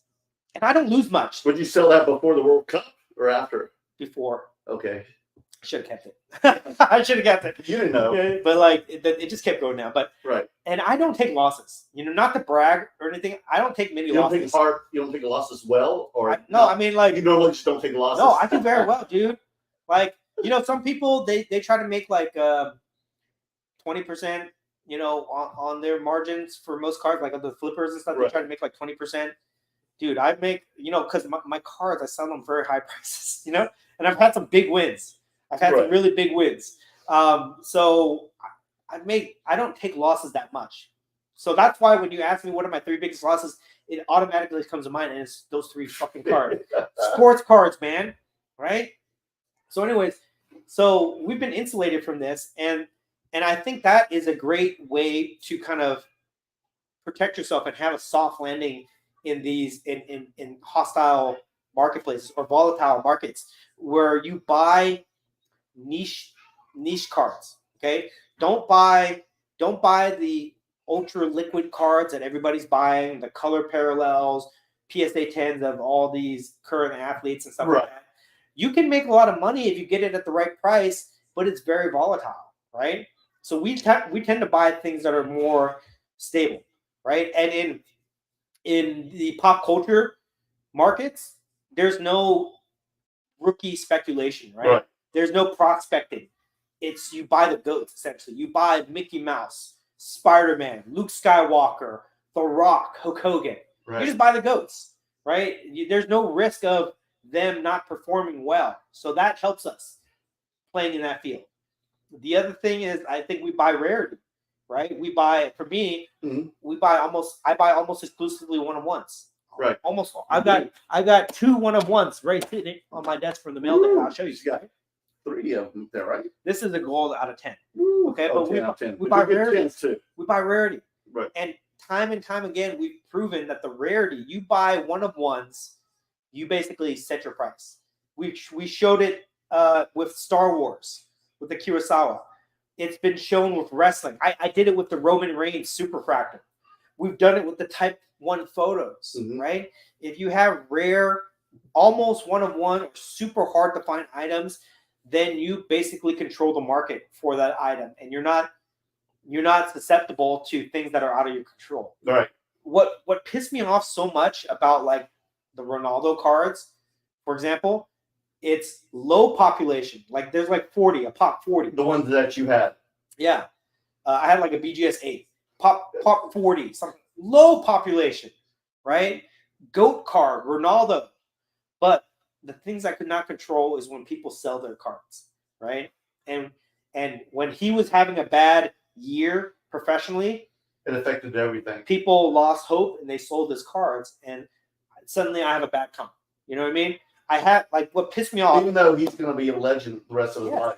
Yes. What pissed me off is I had the card sitting in my case. I have my price at whatever I have, $6,000, $5,000, whatever. Somebody walks up to my table and they show me a comp from the week, the same week. Sometimes it's the night before, but they show me a card from the same week. It's probably their card that he sold. And they're like, oh, it's sold for, way less than what you have it for. That's the price I want. It's like, I have no control over that. I didn't even know that card sold, but I'm affected by it, right? Right. That doesn't necessarily happen. So what did you do? I can't sell it. Yeah. It's, either I take a loss or I can't sell it. But that doesn't happen when you have niche markets like the pop culture stuff. So I would say, like, if you want to have a soft landing in the hobby, right? If you're in these type of situations, try to transition over to these niche markets, like what we do. It doesn't have to be what we do. It could be anything. It could be like, I don't know, Yu-Gi-Oh cards. It could be Magic the Gathering cards. It could be anything that's like a smaller market where it transacts less. You know what I mean? That's number one. Number two, it's got to be low population, rare one-of-one cards. Okay. Number three, GOAT cards. Obviously try to buy the GOAT cards. Even though the GOAT cards, they can still lose money. They're less susceptible than modern cards. Usually GOAT cards are vintage cards, and vintage cards tend to hold up well. They do lose money, like the Mickey Mantle, for example, that we've been talking about, but they're better than modern cards. Okay. And then number four, I would say is buy things that you can appreciate. Buy things that you can appreciate personally for your own collection, where you get value from appreciating it. Right. Okay. Then you will be less likely to sell it if the market goes down because you have it in your collection. You love it. Right. Or two, if you sell it for a little bit of a loss or whatever because you need cash for whatever reason, then at least you got the enjoyment of it. You know what I mean? And I think that is what a key component that people are missing is they're trying to basically outsmart the market and buy cards that they think are going to go up, sell at the right time, and do all these things. But really, like, what you have to do is you have to build a collection. And if you're lucky, the collection will go up in value. But if it doesn't, at least you can enjoy the collection, and there's a lot of value in that personal enjoyment. Anything you want to add to that? No, I agree. And if you own something you're passionate about, it's easy to sell something you're passionate about too, because you kind of believe in the items, and when you're passionate, people believe your confidence towards that item you're trying to sell. Something you just don't care about. you're like, oh, about that. Yeah. But when there's something new, and that's another thing, Dan, like so many people have been DMing me on Instagram regarding rare items, things that are like very low pop to 1 pop to things numbered of 10 to 5 to 1 to the type 1 photos to anything else that really you don't really see listed or at shows. And they ask me, how do you come up with that price? And I'm like, well, I don't know. I see what if there's a 10 or if there's a 5. Pull it out of my ass. That's what you tell Or me. how much I paid for it. Yeah. And then the grade that I got, because a lot of times I've graded it myself most of the time, or like the photos. I don't know. I just put a number up and put best offer. It's up to the person who wants to buy it and how much you agree to it. If it's a rare item that you can't get anywhere else, yeah, your item, your price. Exactly. If they don't like it, they don't have to buy it. If they can make an offer. If they really want it, then they can negotiate with you. Right. That's the name of the game. But yeah, everything has the best offer. Yes. Here's one thing I want to add to that is like these strategies that we're kind of sharing. The drawback of it is that some of these rare cards are not always easy to move. You might end up holding a card for a while, like a year, 2 years, or longer, right? So that is always a risk. Like some of these cards are not super liquid, like a Kaboom card would be, right? A card that is heavily transacted means that it's very liquid. And in today's market, a lot of people want those liquid cards. You know, you see all these flippers that are trying to be margin buyers and buy it 70-80%. They're trying to buy liquid cards that they can turn around and move. So that is one drawback of this strategy, is that the rarer the card, the harder it is to move. But here's the thing. Here's my argument to that. My pushback to that is like, you want as a collector in the hobby, a collector, an investor, a business person, whatever you want to call yourself, you need to have diamond hands. We've talked about this before. You need to have strong hands that you can hold a card, whether the market goes up or down, you can hold the card, right? So I feel like with these rare type of cards, if you buy them because you really love the card, you can enjoy it and appreciate the cards, it's easier to have. It makes you have diamond hands. Versus if you're just buying a card because you think that you're going to make money on it, and the second that you see or you lose the confidence that you're going to make money on it, you have paper hands and you have to sell the card right away. That's a recipe for disaster. You know what I mean? So this strategy actually promotes or encourages people to be true collectors, right? To have diamond hands in the hobby. And I think with those strategies, long term, because we always talk about long term thinking over short term thinking, right? Over short term strategy.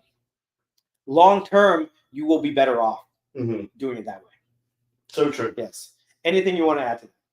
I know. I mean, I added the thing before, but yeah, I mean, it's just, I think rare. Like we've always emphasized that on our shows. It's like the rarity helps, because I'm getting tired of people going, this is the comp, so this is what you have to give to me. And I know that's the rule of the hobby, that I have to sell it for what you're showing me on your iPhone. You know, I saw somebody post this on Instagram. They posted a screenshot of a guy's table. I think it was at the Toronto card show. Okay. It could have been somewhere else. Usually mine. Right? It could have been somewhere else, but I think it was at the Toronto show this past weekend. Some guy had a sign, buying. Okay. And it said, buying 60% comp or trading at 90% trade value. Okay. Right? But buying at 60%. And there's a lot of comments in there. People say, oh, this guy's ripping you off, whatever, right? Whatever. But I get it. That's what people try to do. They try to buy at a comp 60% so that they know they can turn around and sell it anywhere between 60 to 100% of that comp, and they're going to make a profit. It's a strategy. It's fine. Yes. Right? I understand that. But from that perspective, if you're employing that strategy and it's working for you, that's great. But from the seller perspective, it really sucks, to be honest, because nobody wants to feel like they're getting ripped off. You know what I mean? Right, but you don't have to pay for that overhead. The dealer has to. Still. But yeah, I'm talking about when I was setting up in college, that all we had to go buy for the comps was the Beckett price guide. And the buyer and seller, the dealer at the show, and their sellers who were the customers at the shows and conventions, they understood pretty much that the person buying, the dealer that is, was going to buy it at 50 to 60%. Because there's no way in hell that you're going to get 100% for it, because everybody's going to haggle you down regardless. We are vendors. Yes. We employ these tactics ourselves. And we've got to pay a couple $100 to $500, $1,000 for our table. These people don't. They just come in cold. Most of the time they pay a couple dollars for admission. That's it. Well, what I'm trying to say is there's other options out there. Like true. If I could buy all my cards at 60%, I'd do it all day. Right. And I would totally take advantage of that. And I'm not saying that that's wrong, but I'm trying to think of from the other side of the table. You know what I mean? If you have a card, you want to get as much money for it also. You don't necessarily have to give the next dude over 40% profit. You know what I mean? Like, that's not in most other industries. That would be great. It doesn't work that way, right? So I would love to make that much. A way to combat that is to buy the rare cards. Okay. True. People will pay for rare cards because the rare cards don't go by comps. No. Right? If I buy a 1-of-1 from you, let's just say you buy a 1-of-1 for $1,000, and if I want to buy it from you, I have to pay more than that. I might have to pay $2,000, $3,000. In fact, we did this before the Kurosawa, right? Yes. Let's use the Kurosawa as an example. Okay, good. You bought the Kurosawa. Yes. Okay. From some dude for $500. That's correct. He had a shoe box. So that's a 1-of-1. So if I came up to you and I offer you $500, I didn't do this, but if I came up to you and I gave you $500, you wouldn't take it. No. Right? If I gave you $550, you make $50 profit. You wouldn't take it. If I gave you $1,000, double your profit, 2x, you wouldn't take it. What did you put on it? You put like $4,000, $4,500. $4,500, yeah. $4,500. Yes. So you whatever that is, like 5x it, right? Mm-hmm. And then I got you down to like $3,800. Right. But I knew what you paid. Yes. So I didn't go up to you and say, well, you bought it for $500, dude. Come on, pay less comp or what? I'll give you the same price or I'll give you 20%. I give you this. No, your card, your price. And I paid for it because I wanted it. Right. It was a rare card. And then what did I do? Did I turn around and sell it for $4,000 or $5,000? No, I put a high price on it. And you weren't even expecting that. Yes. That soon. No, yeah. And you were hoping to keep it for a while and show it off. And people offered me, prices, and I said, no, it's my card, my price. Yes. And then finally, some idiot named Daps comes along. I'm joking. Oh, you're in trouble for that. Yeah. I'm joking. Apparently, Mr. Minty. Apparently, it's come to my attention that sometimes people don't understand that I'm joking. Okay. But anyway. Here's a joke. Okay. But like Daps comes along and pays my price. Okay, or close to it. You weren't even ready for it. He negotiated, and I just took it, right? Yes. And then if you try to buy that card from Daps, I've actually. No, he's got diamond hands, big time on it. I've asked Daps, would he take $50,000 for it? Not from me, but from other people. Yes, I have to. And he's like, no. 6 figures. He told me. Yep. So that's how you can combat that kind of stuff. So you don't always have to sell at 60%, right? I mean, if you buy a bunch of cards that transact all the time, then you're at the mercy of the comps. But if you want to have a soft landing in a volatile market, which is the whole topic of discussion here, if you buy the rare stuff, that puts you in a position where you can somewhat control the price of the cards, okay? But you got to be willing to hold. And do you think that Kurosawa has become like the holy grail of the Star Wars Galaxy Chrome cards?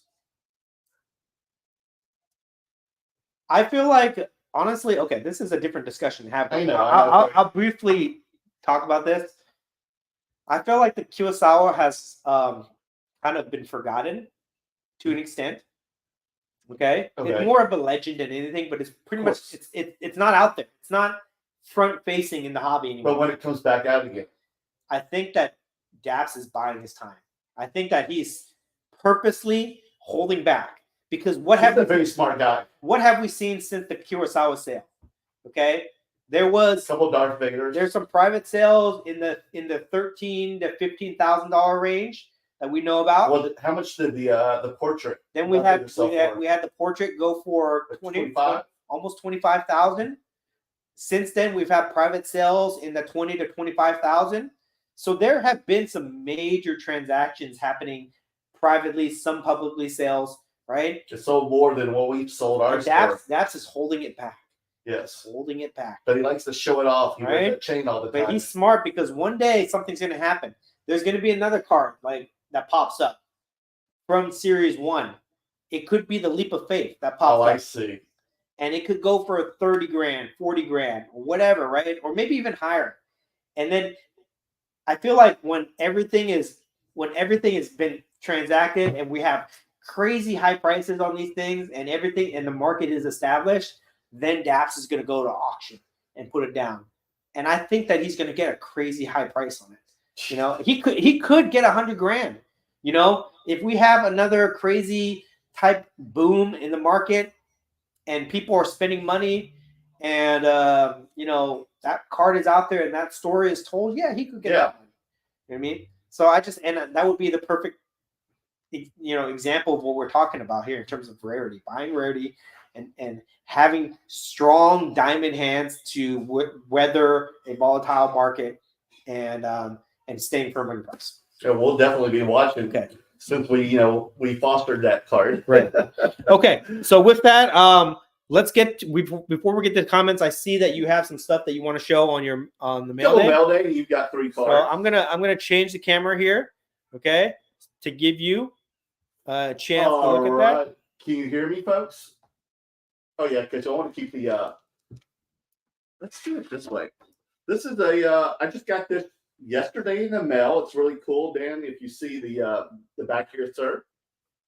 Right here. Okay. Ooh, cool. You can't see it, but you can see it right here, everybody. I think this is a type 1 because it has the photographer's print on here and a little piece of the article right here. But Dan, I know Dan would appreciate this a lot. Let me see.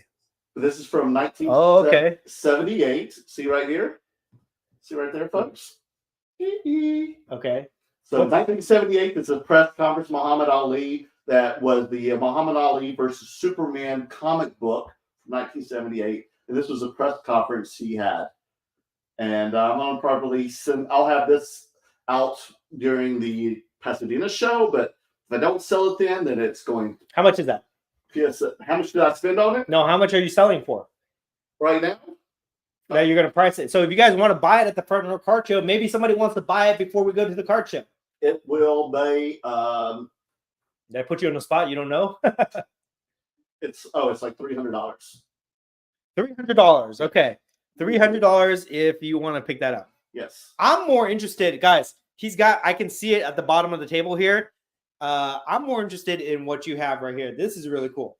Yes, it is. So this was my Superman theme. Because I like fun things like that. And I know Dan likes fun things like that too. So he's actually wearing a Superman cape. I know, isn't that cool? And then there's the comic book, that art. So you should look for that art right there behind. I've seen that. That's a comic book. Yeah, that's really cool. But we find that original art. Wow, because that's obviously what that is. That would be amazing. Do you think it is? So anyway, folks, I just also got this back this past week. I'll be doing a video on my reveal, but I wanted to share this with everyone. This is a type 1, also from this is from 1980, actually, 78, because this is when the movies were made. This is also Superman. As you can see, there's a piece of article. Here's the stamps, blah, blah, blah. And here's where it says DC Comics. But I thought this was a type 3 photo because it said, actually, the caption said press publicity photo, which is normally a type 3. But lo and behold, this came back a type 1. Wow, look at that. Reeve as Superman from Superman 2 from 1980, everyone. You can see the label right there. That's pretty cool. This is the original photo. This is, again, talking about rarities. How much is that? Search this. You're not going to find it. How much is that? How much are you selling that for? How much I'm selling this one for? At the Pasadena card show. $5,000. $5,000? $5,000. Wow, 5,000, guys. 5,000. Okay. Yes. Is it okay? I'm out on that. He's still going to try to work. He's still going to try to tenderize me. I know he is. That's why I put it up there. Very cool. Okay, but it's best offer. I'll show. Okay, best offer. Everything's best offer, guys. I'll just show some things real quick here. Can you show in your camera because you have the front camera? Okay, you talk about it. Okay. Just show that real quick, closer. Okay. Yeah. Don't angle it. Turn. Yes, sir.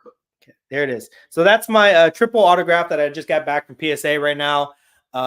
That's immaculate. Becky Lynch, Charlotte Flair, and Bailey. This is the gold and #1 alpha out of 10 card.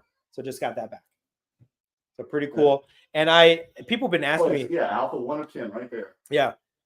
So that's pretty cool. I got that from our friend Don Wrestling. Oh, yeah. Huh? Yeah. Oh, Don. I love Don. Yeah. So got that one. Another one that we just got back from PSA. Another one of here's a 1 of 1. Let me talk to you.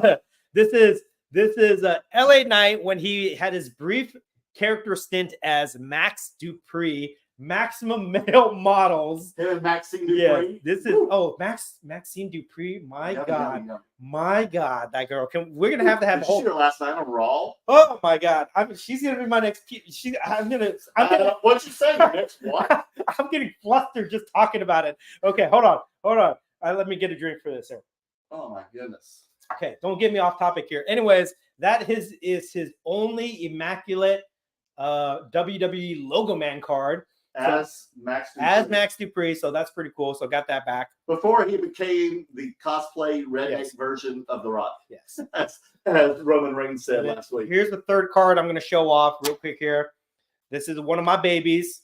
There she is. This is my logo mommy. The logo mommy card, Rhea Ripley from Immaculate. Check that out. That's the non-auto version. I also have the auto version, so I have the sister cards. I say this is the platinum. Yes. So 1 of 1, beautiful card. If you notice, I've started to do this thing where all my cards, people ask me why I slab them authentic. Yeah. It's because if I know the card's not going to get a PSA 10, then I'm just going to authenticate it. Because I don't want to take a chance of getting a card and it grades like a 6, 7, 8, because that will just bother me and people are just going to give me shit about that. So I'd rather just have it as authentic. And really the purpose of slapping these cards up is to just protect it. Now, did you? Oh, you would just authenticate them. Yeah, authenticate them. They're good. I mean, they have like a little mark.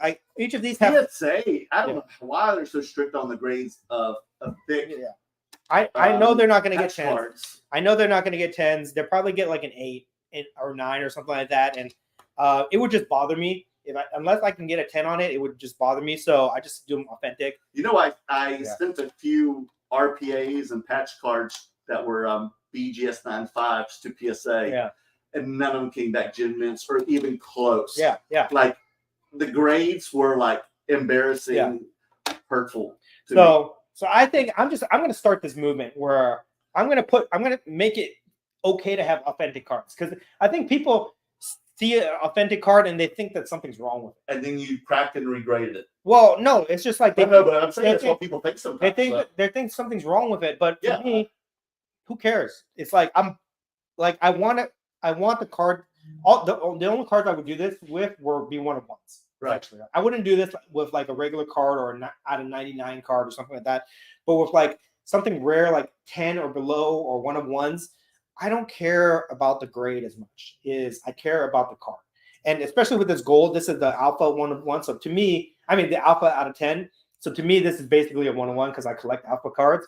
But basically, I just want the card to be protected, which is the whole reason that they came out with the slabs in the first place is to preserve the condition of the card or the card itself. I don't want it to get bent or anything like that. And then it also is an easier way to fit into my collection because everything's uniform and everything's slabbed up. So I don't really care about the grade as much if I know it's not going to be 10, right? I'll just slab it authentic. Or even a 9. Yes. But anyways, okay, we are way late.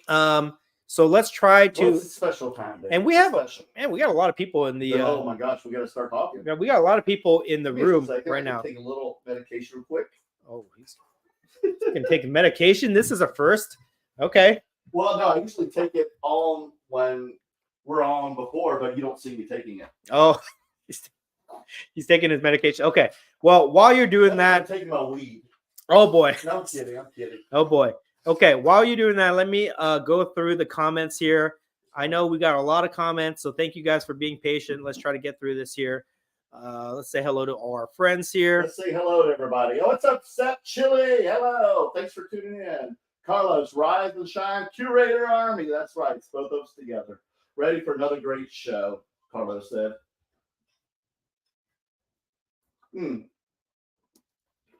Happy Tuesday, party people. Happy Taco Tuesday, Mark. The Sports Car Professor, 7. Works. Good evening, buddy. He's always... Pittsburgh, Anthony. Good evening, gents. Good to see you, Anthony. Enjoying your post this week? Going through this. Give me a second. Okay. The comments again, great setup. Thank you very much. Van Dan's worked hard on. He's been sending me photos for the past month. Spent a lot of money on this too, guys. Okay, this setup is not cheap.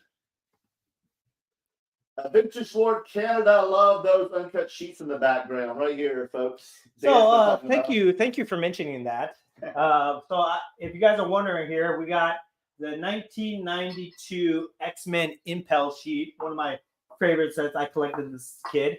Right over here, can we see that? Yeah, right over here we have the 1992 Marvel Masterpiece Uncut sheet, which is like my absolute favorite set.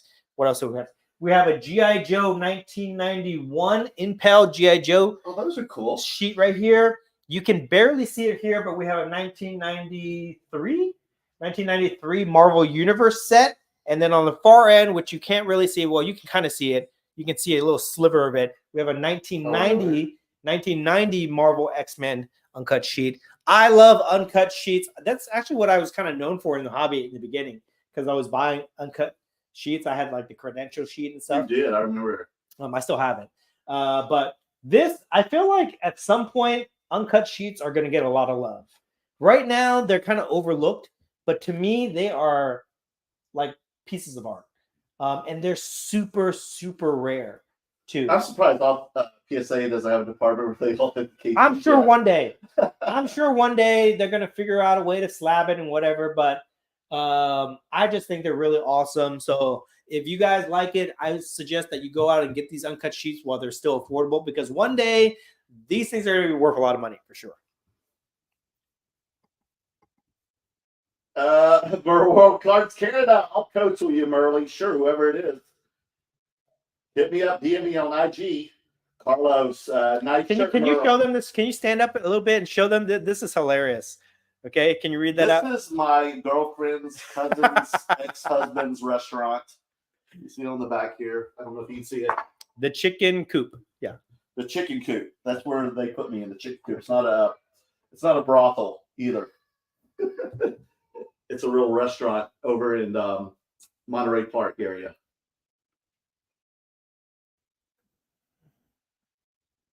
I haven't worn this yet, but it's a soft shirt. Okay.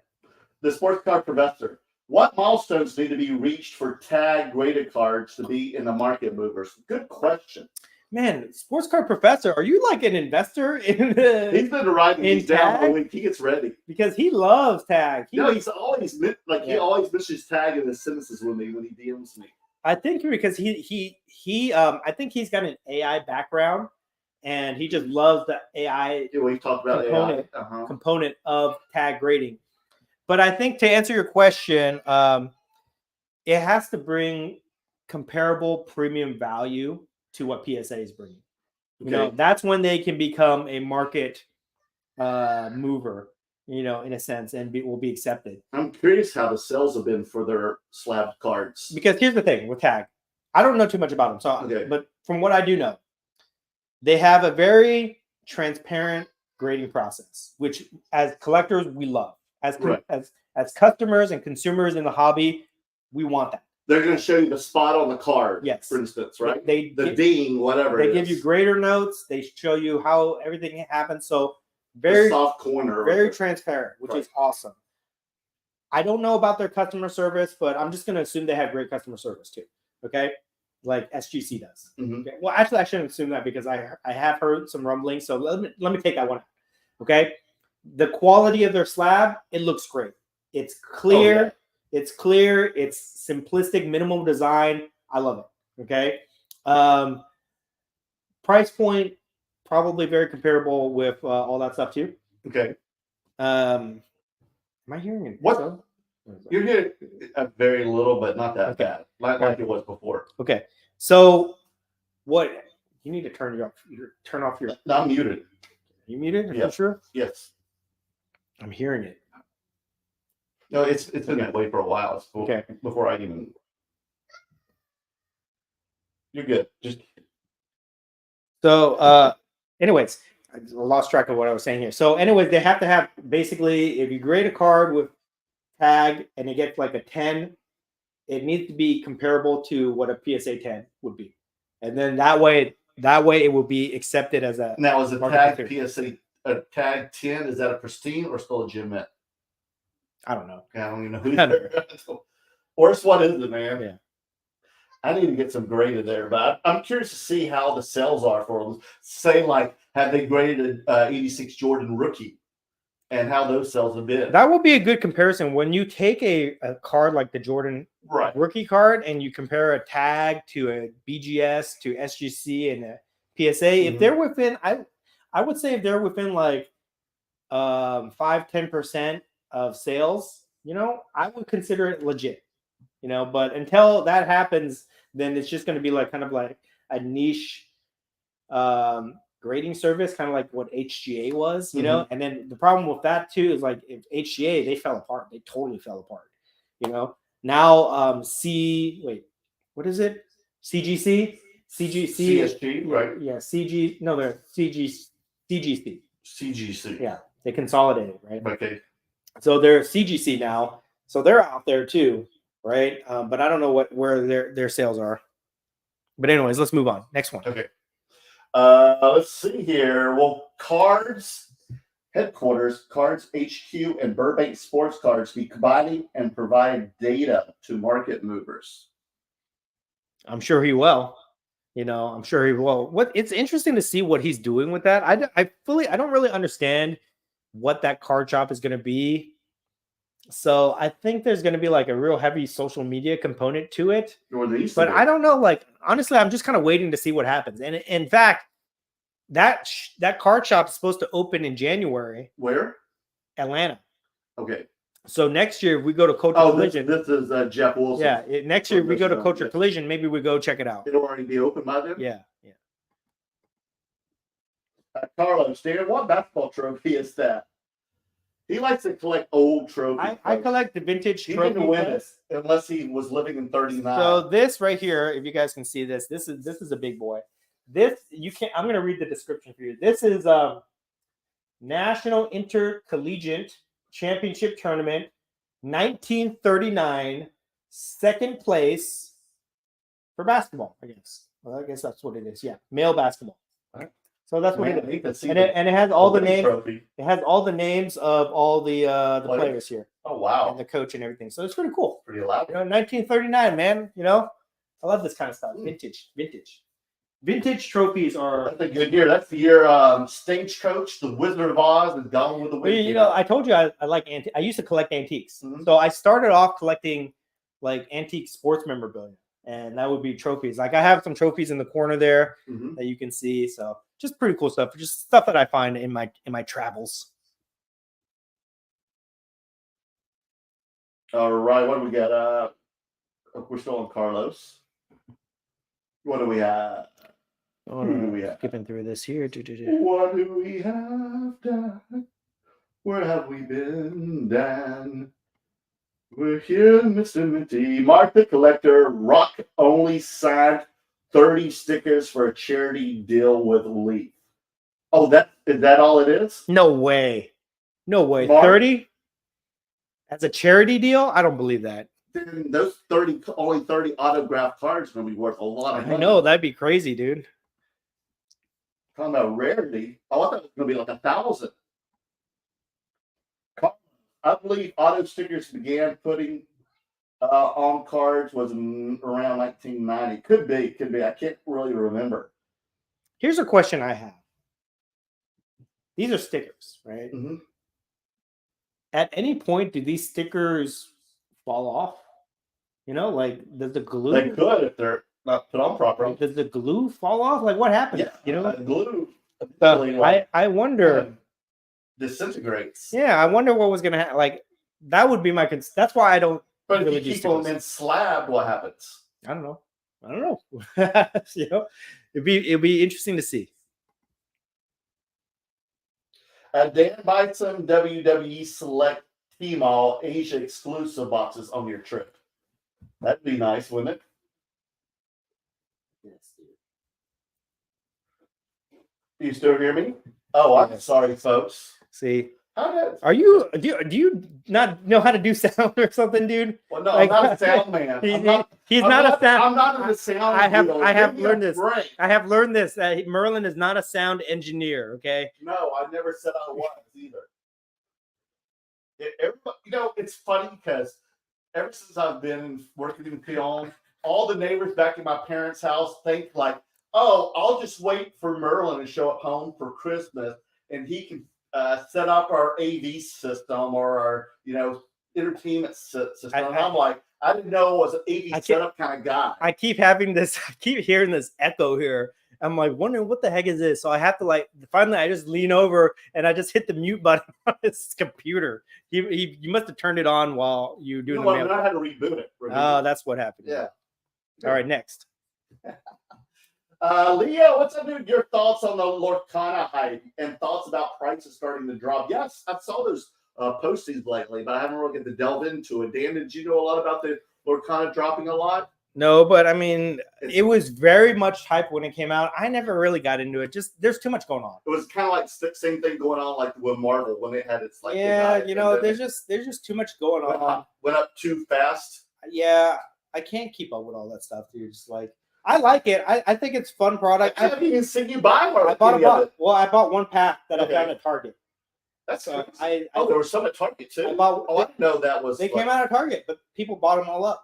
So I did get one box at Target or one pack at Target, which was fun. How much was the pack? It's like $7. Oh, that's something like that, But I'm not surprised. It's just like anything else. Any new product that comes out and is like the price is like double, triple, whatever the release price is. Right. It's not sustainable.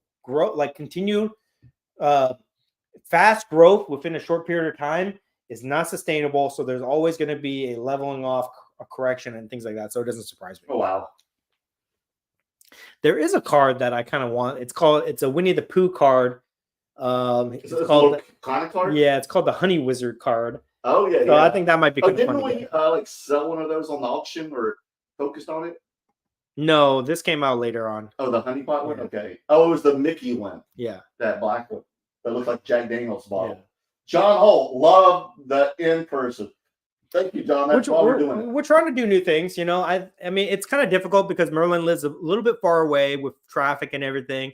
So it's not like he can just shoot over here and we do it every week or something like that. But it'd be nice. Yeah, we're trying to do it. Now that we have a nice little setup, we still have to, as you guys can see, we still have to figure out all the wiring and setup and stuff like that. But we're trying to be a little bit more of a serious podcast. We want to be on the ranks.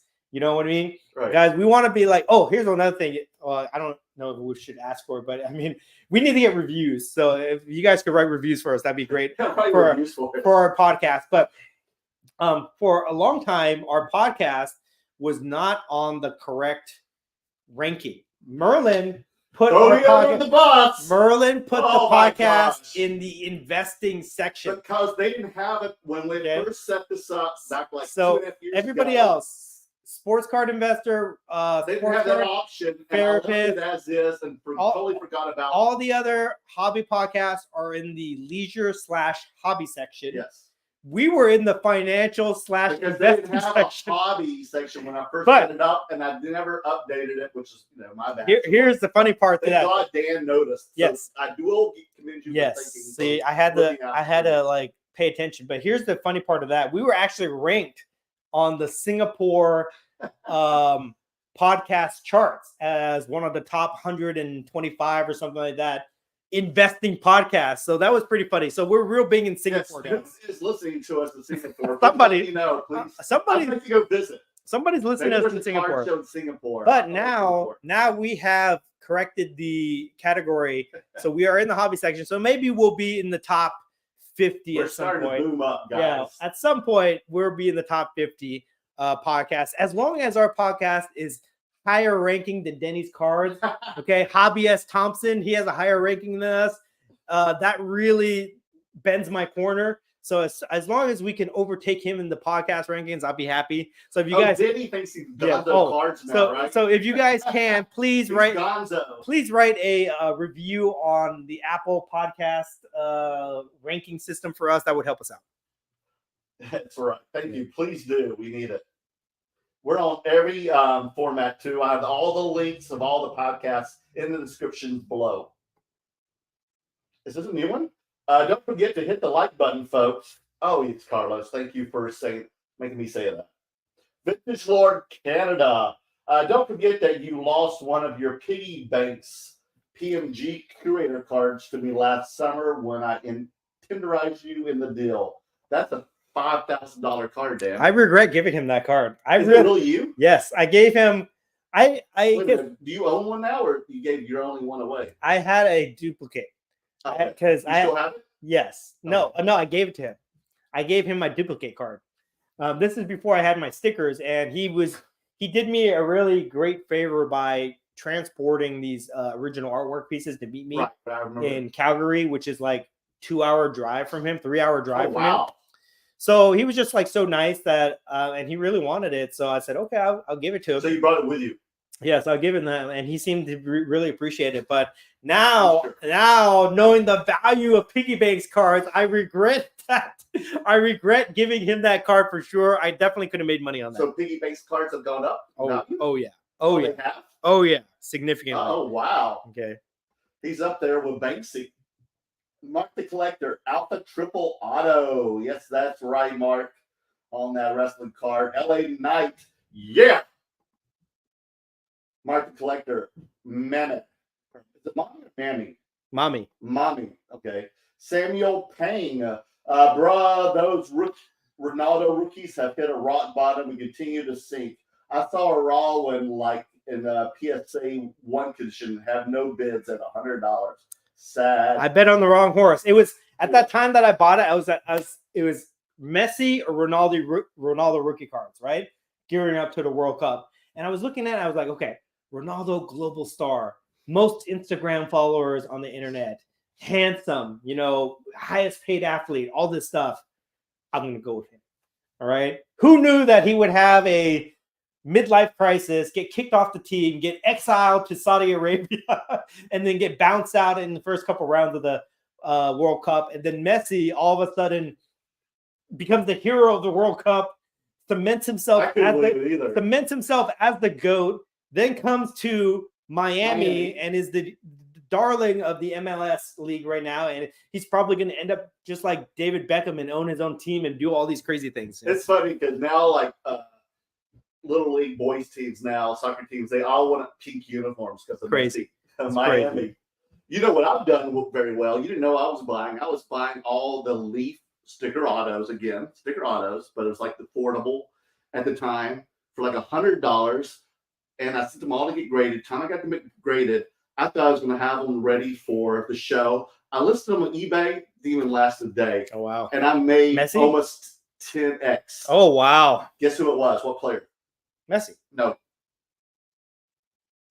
Was it Messi?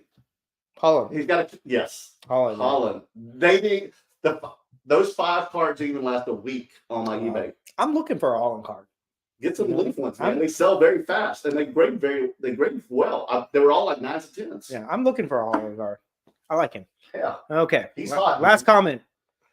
Really? Yeah, last comment.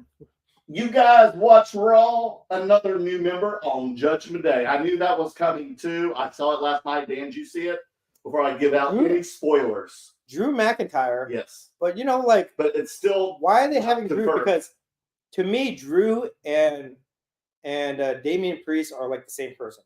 2 tall, big, huge dudes that fill that role. That might be something in the storyline. Come on. I don't want to see Judgment Day implode. I don't like. What do they do? I don't think it's going to implode. They let that dude. I just think someone will leave. They let that dude. What's his name? JD, the other Irish dude in there, yes. right? Which he's got. To me, he's got no business being in there. Then they put in Drew McIntyre. What are they trying to have a civil war like the Bloodline storyline? There's something going on. You know, I don't like it. You know there is. Yeah, I think the Judgment Day is going to be another like Bloodline storyline. I think they're killing it, dude. Right? I don't want to see them have these internal bickering struggles and it's the beginning of the. I think it's the beginning of the end of Damian Priest and Judgment Day. Damian Priest and Judgment Day? Yes. Come on, kick out Finn Balor. You know, I think it's going to happen though, because Finn Balor's got his buddy JD in there, and Mommy has talked something with McIntyre. You know, okay. So there's something going on, and then because I always thought that Finn Balor was the leader of Judgment Day. I thought so too. And then Damian Priest spoke up last night and said he was. Yeah. So there's something going on. We'll see. It's a long-term. It's definitely interesting. Definitely interesting. It'll okay. definitely go to WrestleMania. So that wraps up our comments. We've gone long, so let's go ahead and wrap up the show here. Give the last minute plugs to Mr. Minty and all. All right, Mr. Minty. Descriptions down below. Check out the site if you want a supply kit and you want to prep your cards. If you grade your own cards and you need to improve that grade from a 7, 8, 9 or whatever and get it maybe 1 or 2 notches up, then clean it. It's got a thinnering tool. It's got the eyepiece. It's got the swabs. It's got everything you need to clean and prep your cards, to send for grading, to make them shinier and better and make sure they're centered properly. And check out his website below. Use the promo code Curator. That's CURATOR and get 25% off. Maybe Mr. Minty, he's been traveling a lot, so maybe he hasn't updated his website, so maybe you get 25% off. I have no clue. Hurry to do it now if you want a good deal. That's a great deal. And these things sell like butter, folks. Sells like butter. I'm happy with his content, this product, so that's why I can pitch it very well, because I know for a fact that my cards have improved with grades. So check it out. Also check out, I just posted a video last week on type 1 and 2 photos, how to differentiate type 1 and 2 photos. That's now on YouTube at Merleworld Cards. I'll be having another one coming up this week about type 3 and 4. And then after that, I'm going to have one about Dan, because people don't know that photos can actually get rejected, even a real photo, because they think you can just authenticate anything. Why does a real photo get rejected? I will make a video about that. Cliffhanger, yes. There's so many different reasons. And they actually tell you the reason. So I will show that. Also, I will make a video about, hey, what happens if your photo is too big? Does it still get authenticated? Yes, it does. I will show you some examples that I have had returned so you understand it. Also, did you know you can also get a photo authenticated, and if someone does an autograph on the photo, both dual authenticated? I have something like that sitting at PSA right now. I was wondering, like, I got the autograph. I will also demonstrate that too in the future. So I have the photo. It's an autograph photo, and I'm having the autograph authenticated. So I was wondering about the photo part. Yes, if it's a real type photo, because you just don't want up there says photo, because it could have been some generic photo you bought for $1. Mm-hmm. But now the fact that you might have a photo that could be worth a couple $1,000s, you'd rather have that on the label, right? Yeah. So you can do a dual authentication. Awesome. DNA. And that's it. So check me out. Okay. You gave all your shout outs? That's it. Good? Okay. Turn, buddy. Thank you guys for listening. If you guys like this whole live setup, let us know in the comment section. Write a review for us. Do whatever it is. Let us know. That type of encouragement really helps us to continue to make the effort to kind of go out of our way and do these kind of setups. So I think this is pretty cool. We'll try it. And then you have something else? Yeah, I have one more thing. Remember, Curator and Merleworld Cards will be at the Front Row Card Show this weekend in Pasadena at the Pasadena Convention Center. It's the 17th and 18th, Saturday and Sunday. We'll be there all day. There's all kinds of stuff. Check them out on what's it called? Front Row Card Show. And there's going to be some, I think SGC's there to get grading. There's going to have some other vendors or corporate booths there as well. We'll be there. A lot of other people will be there. So come say hi if you're in the Southern California area. Awesome. All right, guys. Well, that's it. We'll see you next week. And then remember, write us a review on the podcast channel, please. That will help us out a lot. We'll see you next week, guys. Mr. Minty! Yo, listen. Top of the